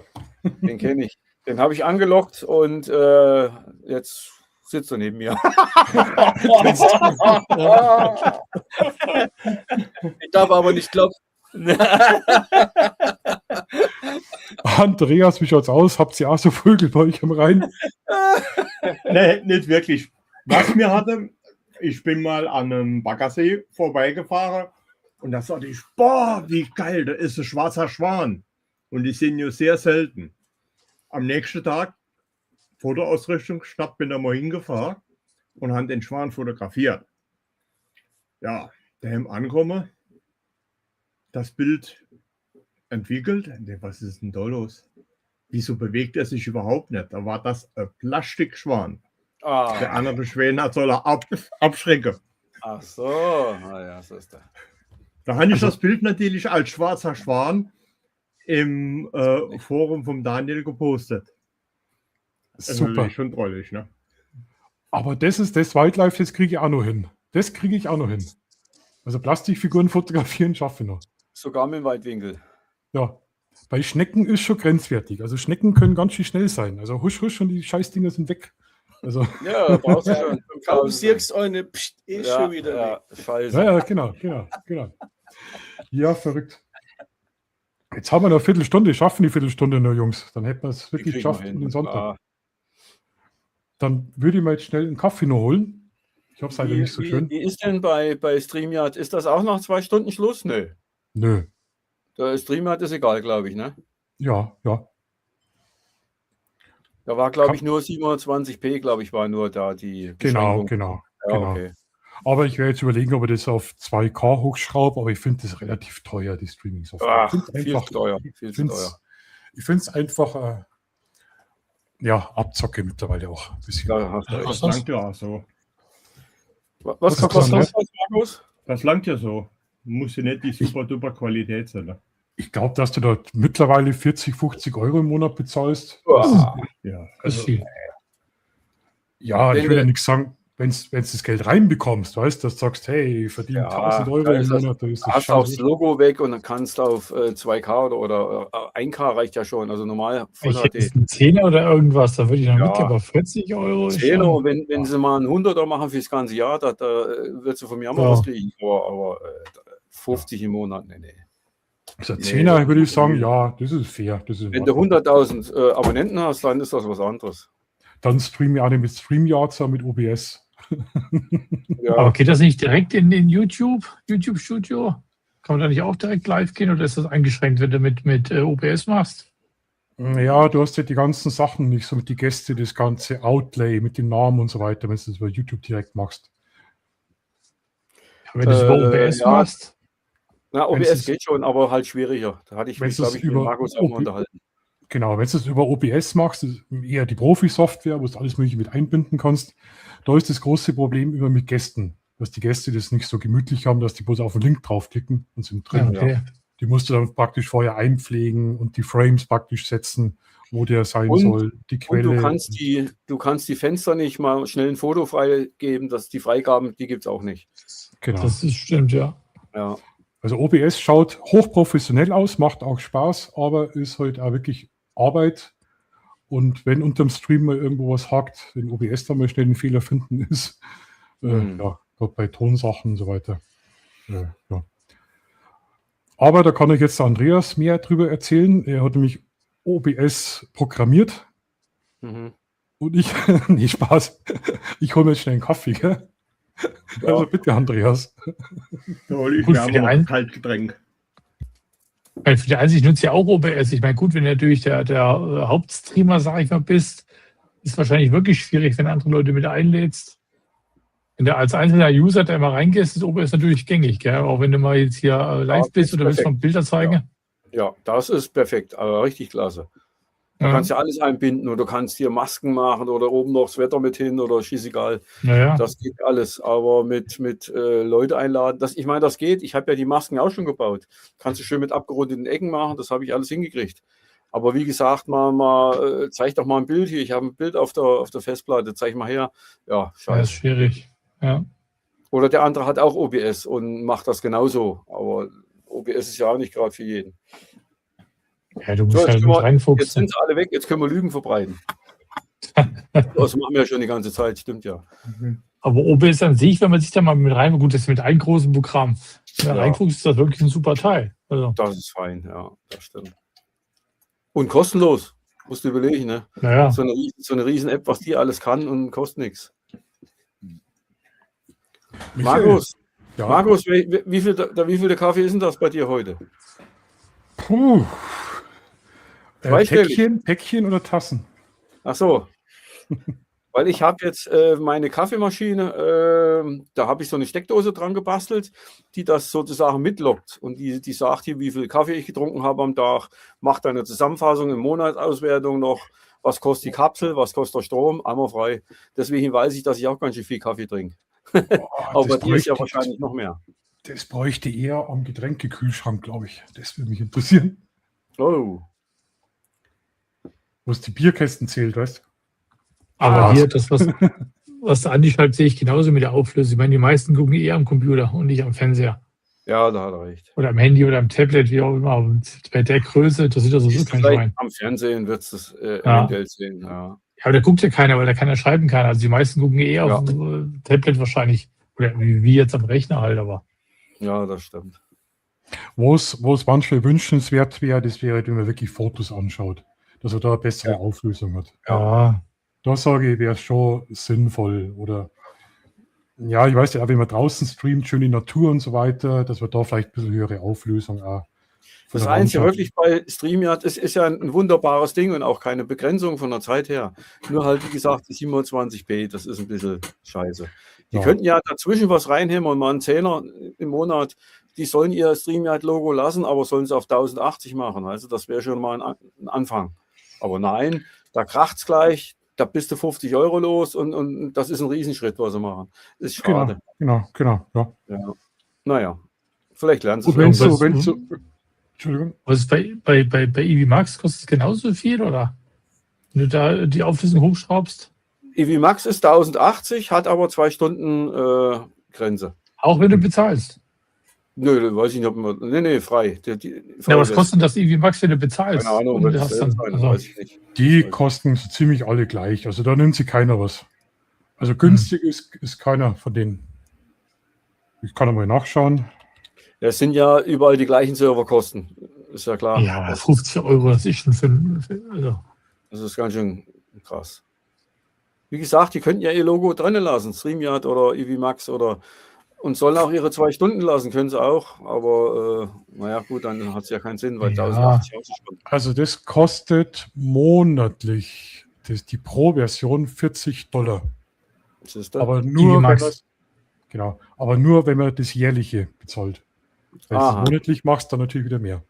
Ja. Dann bist du wirklich bei deinen 50 €. Ja. Das ist zu viel für Ja, kleines das ist Video. zu viel. Das kannst du nicht also bringen. für das Hobby hier, was ihr jetzt da Ja. macht, oder für die Spielerei ist zu viel. Das ist viel zu viel, das stimmt. Das kannst du wirklich nur machen, wenn du, naja, Ja, wenn du mit Geld verdienst, oder. Ja, Da musst du es ja auch nutzen. Ich meine, da musst du ja wirklich locker mal 2-mal die Woche mal live gehen, irgendwas, damit du das auch nutzen kannst. Naja. ja, da ist es genau. Basic gibt es auch noch. Ja, das ist Was jetzt die da? monatliche Abrechnung, genau. Was natürlich super ist, das Teure ist natürlich most popular. Das ist wieder interessant. Ja. Ah, okay, das ist das. Ja. 50 Screens, Pre-Recording, Streams, 3 Stunden, ISO Local Recording, okay. Multiple Cameras, das ist recht interessant. Also mehrere Kameras. Ja, genau. Das finde ich wieder spannend. Audio, naja, Multistreams könnte interessant sein, wenn du sagst auf Insta, Twitch, keine Ahnung, Facebook gleichzeitig. Nicht schlecht. Das ist ja zum Verdienen wieder besser, genau. Genau. Also funktioniert bei StreamYard so in der Gratis-Version auch nur leider ein Stream. Ja, Aber es ist der Preis, nee, Ja, zu teuer. das lohnt nicht. Außer du sagst, du hast so viel Geld und ich investiere so viel in mein Hobby, dass ich sage, das ist mir egal, die 50 Euro.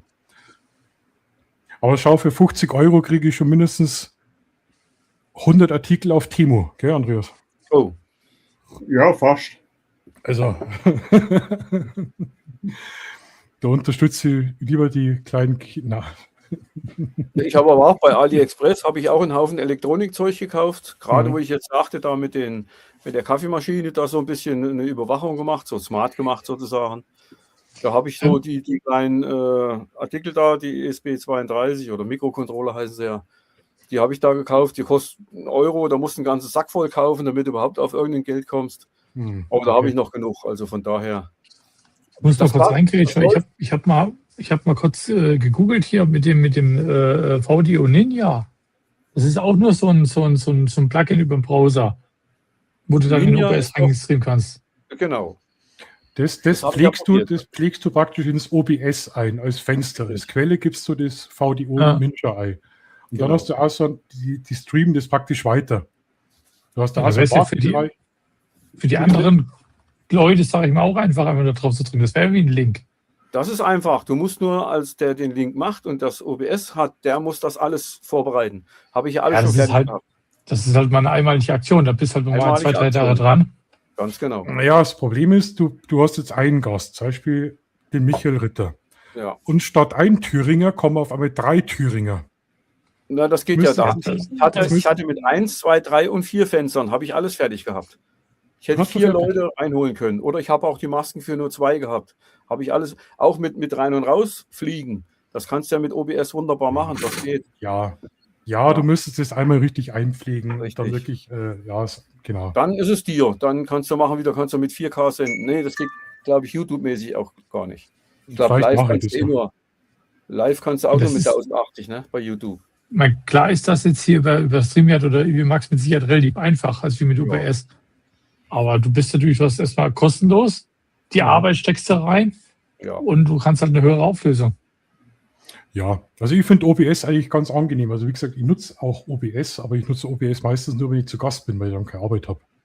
Ja, ich auch, aber jetzt auch mit Hintergrund OBS. Also, Genau, da richte ich mal Ja. mein Ding ein und fertig. ja. Und bei Vielleicht- OBS, wie kannst du die Nachrichten einblenden? Die von dem Chat? Das geht auch wieder mit einem Plugin. Da musst du Auch eben noch ein auch Plugin, vor dem ja. Stream wieder die URL von deinem Chat auf YouTube Ja, okay. rausfinden. Musst erstmal wissen, wo du überhaupt ist. Ja, ich verstehe schon. Du kannst dann den Stream praktisch auf YouTube, wenn du den schon gestartet hast oder vorbereitet, kannst du den ja extra schalten in ein extra Fenster.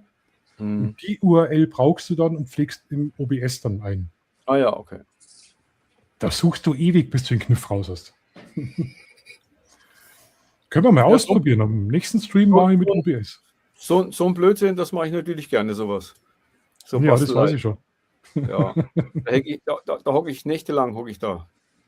Ja, Dann und bald gibt's- habe ich ja Zeit, bin ich ja Rentner. Und Du deswegen hast ja muss bald ich Zeit, du bist ja bald Rentner. Ganz genau. Und da kann ich ja alles smart machen und Bots bauen und so ein Kram. Das, naja. Dann treffen wir uns beim nächsten Stream alle bei Michael Ritter auf dem Kanal. Ja, genau. Ich schaue mal, dass ich noch 10 Gäste zusammenkriege, die dich besuchen. Da platzt doch mein Kanal mit meinen 200 Abonnenten. Ja, weißt du, nicht mehr zu, du hast. Naja, ich habe immerhin 200 schon. Und du? 2000. Ein weniger, seit meinem Kentface-Video ein weniger. Ach, echt? Hat sich das so gelohnt? Na da. Aber ja, ist nicht so schlimm. Wichtig Nee. ist die Community und die Leute, die man immer sieht, die treuen. Weißt du, das ist immer wichtiger. Ja. Ja, jetzt haben wir es. 2 Minuten noch. Ja, Jetzt würde ich. Was anderes, Michael, was anderes. Du hast doch so ein geiles Gerät mal gehabt, wo du dein Nikon. ich habe ein geiles Gerät, da hast du recht. Sagt meine Frau auch immer. Oh Gott, Gott, oh Gott. Ich habe auch extra keine ätherische. Jetzt zeig das.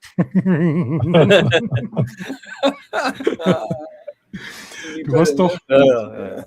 Erzähl. also, ach, du mit deinem geilen Gerät, echt.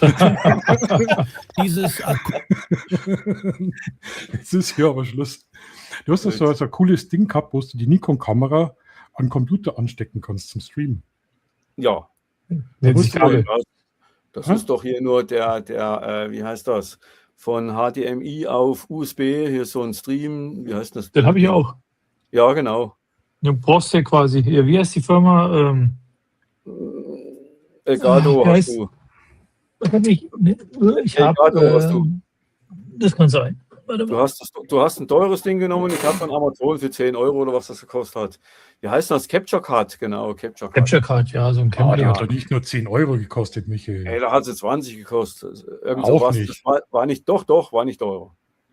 Das ist Okay. nur ein Kabel und da ist vorne so ein etwas dickerer Stecker dran und da ist schon die Capture Card drin. Okay, weil Und sowas bei den brauchen wir teuren auch. kannst du halt in 4K machen, bei den günstigen halt nicht. Ja. Ja, aber es reicht ja die günstige, weil mehr wie 1080 kannst du eh nicht hier. Ah, okay. Ja, Elgato ist natürlich auch spannend, Stream Deck, aber Elgato gibt es auch fürs Handy eine App, die wir steuern kann. Und ich glaube, die ist sogar umsonst. Wie heißt meine jetzt hier? Na gut, jetzt haben wir es. Ey, wir haben es jetzt wirklich Mitternacht. Andreas, wir haben es geschafft. Ja. Hurra. Ja, jetzt ist der Tag um. Jetzt müssen wir leider gehen. Also ich würde jetzt sagen, der andere Doch, Elgato habe ich gekauft. Genau, Elgato Camlink 4K. Siehst du? Chicken Hat was Minis, kostet? Einmal erzählt, dann habe ich mir schon gemerkt. Ich merke mir sowas nicht. 80 Hat Euro. gekostet. Genau, 80 Euro. Ja, ich habe es gedacht. 80 brutto. Ja. Ich schaue sehr viel Bares für Rares. Der fängt da immer an mit 80 Euro. Aber das funktioniert super. Also ich habe überhaupt keine Ausfall, keinen Ruckler, kein gar nichts. Ich habe mal so ein Teil gekauft, ist ja so ähnlich quasi, dass ich von meiner Fritzbox zum Beamer das Bildsignal hochkriege. Das funktioniert nicht richtig, war auch nicht günstig, das Teil. Aber da habe ich ständig Aussetzer an. Aber hier wird wirklich super. Ich würde die Nikon gern zum Streamen hier nehmen wollen, weil ich denke mal, es sind auf teure Kamera. Ah, ich glaube, das geht sogar per USB und die haben doch eine Webcam, ne? Ja, das habe ich bei mir aber auch probiert bei der Canon und das hat irgendwas gehakt. Ich weiß noch nicht mehr was. Irgendwas ging da nicht richtig. Oder? Ach, du kannst genau bei mir, ich kann die Kamera nebenbei nicht laden. Das war das Problem. Weil Ach, du über okay. USB rausgehst und dann lädt das Teil nicht. Ja, So, dann lass mal die Ja, Kamera gibt's mal doch 2 auch. Stunden laufen. Das schafft sie nicht. Da gibt es doch Akku-Dummies mit USB. Ja, ich will kein Dummy, ich will das ist, nee. Ja, so hast du halt Ich hab der da- HDMI raus und hast einen USB-C frei. Genau, USB-C lädt die Kamera und HDMI gehe ich raus. Ja, Ja, frei. Muss ich mal schauen, ja, definitiv. Jetzt würde ich sagen, jetzt haben wir Mitternacht. Pass auf, ich würde euch jetzt dann, also ich würde mich jetzt verabschieden, ich würde euch das Wort geben zum Verabschieden. Dann kommt noch das Outro und dann können wir gern, dann würde ich den Stream beenden und dann können wir noch gern Runde quatschen, weil dann mache ich mich auch eine halbe Bier auf, weil der Kaffee schmeckt mir nicht mehr. Ach, Gott sei Dank. Ist auch die falsche Uhrzeit zum Kaffee trinken. Ja, Total, genau. total. Ich brauche Hopfenblütentee. Vor allem noch Ja. so im Stream. Ja, Andreas, wir haben es eigentlich recht gut geschafft gegen 3 Ossis. Wir haben überlebt. Wir haben uns Wir haben geschlagen. überlebt, ja. Es war zwar eine leichte Invasion vom Stream, aber war alles total cool.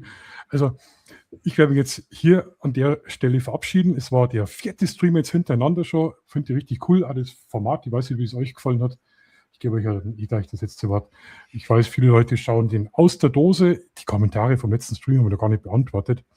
Hol ich auf alle Fälle nach. Ja. Und in diesem Sinn möchte ich mich bei jedem von euch bedanken. War total toll. Nächsten Samstag machen wir das Gleiche wieder. Den Late Night Talk Nummer 5 mittlerweile. Vielleicht fällt mir dann auch ein Thema ein. Und in diesem Sinne möchte ich mich bedanken und gibt das Wort hier weiter. Ja, na dann. Ganz, ganz, ganz lieben Dank, dass ich mit dabei sein durfte. Ist cool, dass man einfach auch mal so ein bisschen Einblick hat, was in so einem nicht unbedingt immer nur alles über Fotos geht, sondern einfach, dass es ganz normale Sachen sind. Ne? So, und das war aber trotzdem hört man mal was über Kameras und sonstiges. Also weckt so ein bisschen die Lust wieder, vielleicht mal zu gucken. Sehr schön. Ja. Dankeschön. Dankeschön. Ne? Also mir hat es überhaupt nicht gefallen, also das muss ich mal Wie laut sagen. Nee, Quatsch. Ja, ein kleiner Gag am Schluss musste noch kommen. Nee. Also das war schon super. Ich kenne den Markus auch schon ein bisschen länger und haben auch schon privat irgendwie besucht, habe ihn ja noch mitgekriegt im Stream. Und mal sehen, ob er mich nochmal einlädt, aber dass ich nochmal antun will oder möchte, wer weiß. Und ja, dann, wenn er ja sagt, dann bis zum nächsten Mal. Wenn nicht, dann tschüssi. Auf alle Fälle wieder, Michael. Gilt für jeden hier. Das habe ich ihn schon überredet. Auch für mich war natürlich super, mal hier dabei zu sein. War schön mit euch, vielleicht dann noch mal beim nächsten Mal schauen. Aber so Technikvideos, so wie hier, wo man mal durchquer mal oder auch mal über andere Länder mal quatscht oder politisch mal kurz wird, mal ein paar Minuten, finde ich nicht schlecht, kann man mal machen. Ja, war heute wieder super. War wieder eine schöne Runde. War super, vor allen Dingen, dass ein paar Leute mehr dabei waren. Und ich würde sagen, bis zum nächsten Mal. Ne? Da treffen wir uns alle wieder. Das ist ja Bei schön. dir zu Hause. Können wir auch machen, kein Problem. Schönes Schlusswort. André,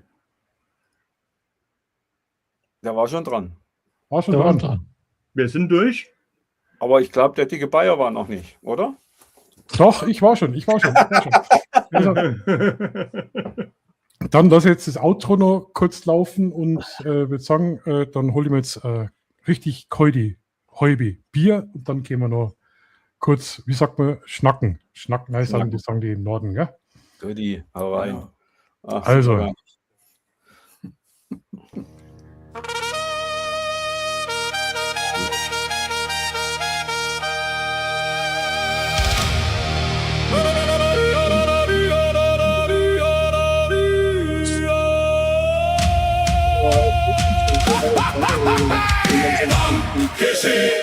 Dankeschön an alle Leute vom Bildschirm her für jeden Like und jedes Abo. Seid dabei, dann sind wir froh. Dankeschön an alle, die das Video sehen. Live dabei oder später erst, ihr seid die Besten auf der Welt. Ja, mei, jetzt ist das Stream vorbei, doch schön war's wieder, 1, 2, 3. Wir haben gelacht und wir haben geredet, manchmal gescheit, oft komplett daneben nett. Der Chat war lustig, laut und munter, keiner hat die Stimmung runter, genauso soll es immer sein, drum singen wir jetzt noch über gleich. Dankeschön an alle Leute vom Bild.